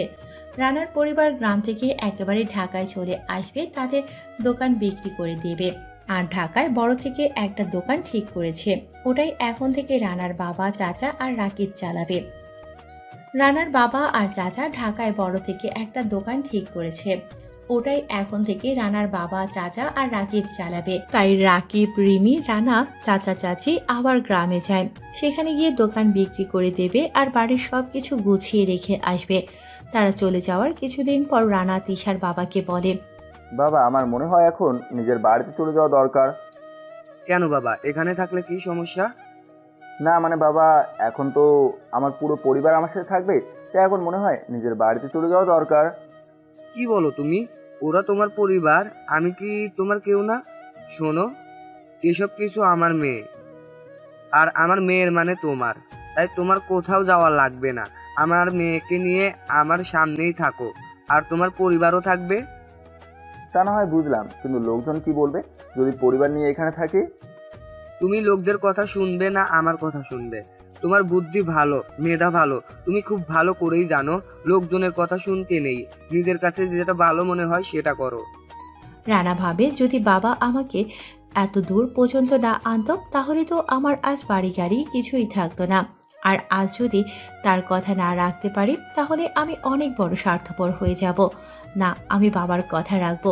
লোকজন যা বলার বলুক, লোকজনদের তো কাজই এটা, মানুষের নামে গুণগান করা। আমার পরিবার এখানে না থাকতে চাইলে তাদেরকে আমার বাড়িতে পাঠিয়ে দেব। বাবা আমি থাকবো এই বাড়িতে, আপনি কোনো টেনশন করবেন না। আমি আপনার মেয়েকে নিয়ে এখানেই থাকবো, এতে লোকজন যা বলার বলুক, তাদের কথা কান না দিলেই হবে। আমি জানতাম তুমি যা করবে ভেবেচিন্তে ভালোই তাই করবে। ঠিক আছে, আমি এখন যাই, ঘুম পাচ্ছে খুব, তোমরাও গিয়ে ঘুমিয়ে পড়ো। তিশার বাবা চলে যাওয়ার পরে রানা উঠে তার মা বাবার রুমে যায়, আর তিশা আয়শাকে নিয়ে তাদের রুমে চলে যায়। রানা তার মা বাবার রুমের সামনে গিয়ে বলে, মা আসতে পারি? আয় বাবা, তোর আবার অনুমতি কিসের? আয় ভিতরে এসে বস। রানা ভিতরে ঢুকে দেখে তার বাবা মা বসে আছে। রানাও গিয়ে তাদের পাশে বসে পড়ে। তারপর তাদেরকে বলে, মা বাবা তোমাদের কাছে আমি একটা জিনিস চাইবো, পারবে দিতে? তোকে কখনো কিছু দিতে পারিনি, এখন কি চাস বল, আমি তোর ইচ্ছা পূরণ করার জন্য প্রস্তুত আছি। বাবা তোমরা কি আমার সাথে এই বাড়িতে থাকবে নাকি অন্য বাড়িতে থাকবে? যদি অন্য বাড়িতে থাকতে চাও তাহলে আমার বাড়ি আছে, ওখানে থাকতে পারো। তবে আমি চাই তোমরা আমার সাথে এই বাড়িতে থাকো। এখন তোমাদের কি ইচ্ছে বলো? এখানে থাকলে যদি ওদের অসুবিধা হয় তাহলে? না, উনি নিজেই বলেছে এখানে থাকার জন্য, আর আমি ওনাকে ছেড়ে কোথাও যেতে পারবো না। আচ্ছা ঠিক আছে, তোর চাচার সাথে কথা বলবো, তারা যদি এখানে থাকে তাহলে থাকবে, আর না থাকলে অন্য বাড়িতে উঠবে। তবে আমি তোর সাথেই থাকবো, তোর মাকে নিয়ে। ঠিক আছে বাবা, তাহলে চাচার সাথে তুমি ফোনে কথা বলে নাও, আমি যাই। এটা বলে রানা তার রুমে চলে যায়। আর তার বাবা তার চাচার কাছে তখনই ফোন দিয়ে সব বলে তারাও নাকি রানাকে ছেড়ে যাবে না, তাই এই বাড়িতে থাকার জন্য রাজি হয়ে যায় তারা। রানা নিজের রুমে গিয়ে দেখে আয়শা তার মায়ের সাথে দুষ্টুমি করতেছে। রানা যাওয়ার পরে তিশা রানাকে বলে, দেখো আমাদের আয়েশা কি পাকনা পাকনা কথা বলে। কি বলে আমার মামুনিটা? দেখি বাবার কাছে বলো। বাবা বাবা, আমাকে একটা ছেলে বাবু কিনে এনে যাও না, আমি তার সাথে সারাদিন খেলা করব। রানা তো মেয়ের কথা শুনে চোখ বড় বড় করে ফেলে। মেয়ে বলে কি? তিশার দিকে তাকিয়ে থেকে মিটিমিটি করে হাসতেছে। রানা আয়শাকে বলে, মা তোমাকে এসব কে বলতে বলেছে? কেউ বলেনি বাবা, পাশের বাসায় সামিয়ার ছোট ভাই আছে, তার সাথে সে প্রতিদিন খেলা করে, আমি জানালা দিয়ে দেখি। বুঝলাম, তোমাকে ছেলে বাবু এনে দিলে খুশি হবে তুমি। বাবা খুশি হবো, আর আমি তার সাথে প্রতিদিন খেলা করব। আচ্ছা তুমি ঘুমাও, ছেলে বাবু আনতে হলে তোমার মায়ের সাথে মিটিং করা লাগবে। সাথে সাথে তিশা চোখ মুখ লাল করে রানার দিকে তাকায়, কিন্তু কিছু বলে না। আয়শাকে ঘুম পাড়াতে নিয়ে যায়, আর রানা বারান্দায় বসে বসে মোবাইল টিপতে থাকে। কিছু সময় পর তিশা এসে রানার গলা জড়িয়ে ধরে বলে, কি করছো? চলো ঘুমাবে এখন। আয়শা কি বললো মনে আছে তোমার? তোমার খুব শখ হয়েছে মনে হয়। শখ তো সব সময় হয় বউ, তুমি তো বুঝোই না। আমি বুঝি না তাই না? দাঁড়াও তোমাকে দেখাচ্ছি মজা। রানা কিছু বুঝে ওঠার আগেই তিশা এসে রানার কোলে বসে পড়ে। তারপর রানাকে কিস করতে থাকে। রানার ঠোঁট দুটো লাল করে ফেলে। চুমু খেয়ে তিশা বলে, এখন চলো ঘুমাবে, তোমার তো আবার সকালে অফিস যেতে হবে। ঠিক আছে চলো, তবে আমারটা কিন্তু পরে পেয়ে যাবে। তিশা মুচকি হাসলো, কিছু বলল না। তারপর তারা দুজন গিয়ে শুয়ে পড়ে। এখন প্রতিদিন তিশা রানার বুকে মাথা রেখে ঘুমোয়। পরের দিন সকালে তিশার আগে ঘুম ভেঙে যায়। তিশা দেখে রানা ঘুমিয়ে আছে। তিশা রানার মুখের দিকে এক দৃষ্টিতে তাকিয়ে আছে। রানার ঘুম ভাঙলে দেখে তিশা তার দিকে তাকিয়ে আছে। রানা তিশাকে জড়িয়ে ধরে আরো কাছে এনে কপালে একটা চুমু এঁকে দেয়। তারপর দুজনে কিছু সময় দুষ্টুমি করে উঠে যায় শোয়া থেকে। আয়শাকে জাগিয়ে তুলে ফ্রেশ করিয়ে দেয়। তিশা চলে যায় নাস্তা রেডি করার জন্য, আর রানা আয়শার সাথে টিভি দেখতেছে। খানিক সময় পর তিশা ডাক দেয় নাস্তা করার জন্য, তাই সবাই মিলে নাস্তা করে নেয়। 5 মাস পর রানা, তিশা, রানার মা বাবা, রাকিব, রিমি, রানার চাচা চাচি, তিশার বাবা আর আয়শা, তারা সবাই এখন একসাথে থাকে একই বাড়িতে। রিমি আর রাকিব আয়শাকে খুব ভালোবাসে। তাদের কোনো সন্তান না হওয়ার কারণে আয়শাকে তাদের সন্তানের মতো ভাবে। আর আয়শা ও রিমিকে বড় আম্মু আর রাকিবকে বড় আব্বু বলে ডাকে। এতে তারা দুজন খুব খুশি হয়। তাদের গ্রামের দোকান বিক্রি করে দিয়েছে। তারা ঢাকা যে দোকান নিয়েছে, এখানেও তাদের ভালো ব্যবহারের জন্য মানুষ তাদেরকে ভালোবাসতে শুরু করেছে। দোকানও খুব ভালোভাবে চলতেছে। আর তিশার গর্ভে বাচ্চা আছে, এখন 5 মাস চলে। ডক্টর দেখিয়েছে, ডক্টর বলেছে ছেলে হবে। রানা তিশার দেখাশোনা করার জন্য ছুটি নিয়েছে। তিশাকে সময় মতো খাবার খাওয়ানোর, সময় মতো গোসল করানো, ওষুধ খাওয়ানো, এসবই এখন রানার কাজ। কোনো কাজ করতে দেয় না তিশাকে। আর রিমি তো তিশা কখন কি খেতে চায় শোনা মাত্র নিয়ে আসে। মোট কথা তিশার বাচ্চা হবে, তাই বাড়ির সবাই খুব খুশি। এভাবে তিশাকে নিয়ে সময় কাটতেছে। যত সময় কাটতেছে ততই বাচ্চা হওয়ার সময় ঘনিয়ে আসতেছে। অবশেষে সেই দিন চলে এসেছে। রানা রুমে বসে বসে মোবাইল টিপতেছে। তখন তিশা রানাকে বলে তার খুব খারাপ লাগতেছে। রানা খুব চিন্তায় পড়ে যায়। বাড়ির সবাইকে ডাক দিলে সবাই বলে হসপিটালে নিয়ে যাওয়ার জন্য, তাই হসপিটালে নেওয়া হয়। সেখানে গিয়ে ডাক্তারকে দেখালে ডাক্তার বলে এখনই অপারেশন করাতে হবে, না হলে সমস্যা হয়ে যাবে। তারপর তিশাকে অপারেশন করাতে নিয়ে যায়। আর বাহিরে সবাই চিন্তিত হয়ে আছে, কি হবে না হবে এসব ভাবতে ভাবতে রানার চোখে পানি চলে আসে। অনেকক্ষণ পরে ডক্টর বের হয়ে আসে। রানা ডক্টরের কাছে গিয়ে বলে, ডাক্তার, আমার তিশা কেমন আছে? ও ঠিক আছে তো? আপনি শান্ত হন মিস্টার। আলহামদুলিল্লাহ, আপনার ওয়াইফ এবং আপনার বাচ্চা দুজনেই সুস্থ আছে। ধন্যবাদ ডাক্তার, আপনাকে অনেক অনেক ধন্যবাদ। আমি কি এখন তার সাথে দেখা করতে পারবো? এখন তার বেডে তাকে নিয়ে আসা হবে, তখন গিয়ে দেখা করে আসবেন। রানা ঠিক আছে বলে একটা জায়গায় বসে পড়ে। কিছু সময় পর একটা নার্স এসে বলে যায় তিশাকে তার বেডে আনা হয়েছে। তাই সবাই গিয়ে আস্তে আস্তে তিশার সাথে দেখা করে আসে। সবার দেখা করা শেষ হলে রানা ভেতরে ঢোকে। রানা ভেতরে গিয়ে দেখে তার বেবিকে তিশার পাশে রেখেছে, আর তিশা বেবির দিকে তাকিয়ে আছে এক মনে।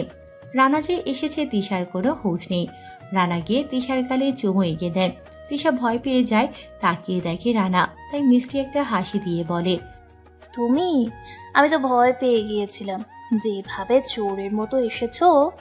বউ, আমি কিন্তু মোটেও চোরের মতো আসিনি। তুমি বাবু দিকে তাকিয়েছিলে এক মনে, তাই আমাকে খেয়াল করনি। দেখতেছি। আমাদের বেবিটা কার মতো হয়েছে, আমার নাকি তোমার? রানা বাবুকে কোলে নিয়ে বলে, আমার তো মনে হয় তোমার মতো হয়ে গেছে, পুরো তোমার মতো দেখতে লাগে। তাই নাকি মিস্টার? যদি আমার মতো হয়ে থাকে তাহলেও তোমার মতো বানাবো ওকে। তোমার মতো ভালো, নম্র, ভদ্র বানাবো। আমার মতো বানানো লাগবে না, আমাদের ছেলে মেয়ে এমনিতেই ভালো হবে। শুধু তাদেরকে ছোটবেলা থেকেই বুঝে দিতে হবে কোনটা ভালো কাজ আর কোনটা খারাপ কাজ। আমরা দুজন মিলে আমাদের সন্তানকে আদর্শ শিক্ষা দেব, যাতে মানুষ তাদেরকে দেখে কিছু শিখতে পারে। বউ, তোমার কথাই হবে। কখনো কাউকে রূপ দেখে, টাকা পয়সা বা ধনী গরিব দেখে বিবেচনা করা উচিত না।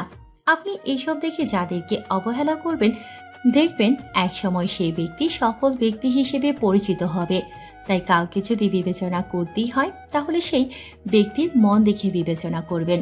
আমরা ব্যক্তিগত জীবনে সব সময় নিজের জীবন সঙ্গী হিসেবে সুন্দর রূপের মানুষ এবং ধনী বা টাকা পয়সাওয়ালা মানুষকে জীবন সঙ্গী হিসেবে চাই। কিন্তু সবসময় সুন্দর রূপের মানুষ বা টাকা পয়সাওয়ালা মানুষের কাছে সুখ পাওয়া যায় না। তাই আপনারা নিজেদের জীবন সঙ্গী সুন্দর রূপ, টাকা পয়সা আছে এবং সাথে সাথে যার মনটাও ভালো, যে আপনাকে সারা জীবন সুখে শান্তিতে রাখতে পারবে, এমন কাউকে নিজের জীবনের সাথে জড়াবেন। আর হ্যাঁ, বিয়ের পর সন্তানকে ছোট থেকেই ভালো কিছু শেখাবেন, তাহলে তারা বড় হলেও ওই নীতি মেনে চলবে। বাচ্চাদেরকে ছোট থেকেই ভালো খারাপ বোঝাতে হয়, তাহলে তারা কখনো খারাপ কাজে যাবে না। সবাই ভালো থাকবেন এবং তিশা রানার জন্য দোয়া করবেন, যাতে তারা সারা জীবন সুখে থাকতে পারে। আল্লাহ হাফেজ।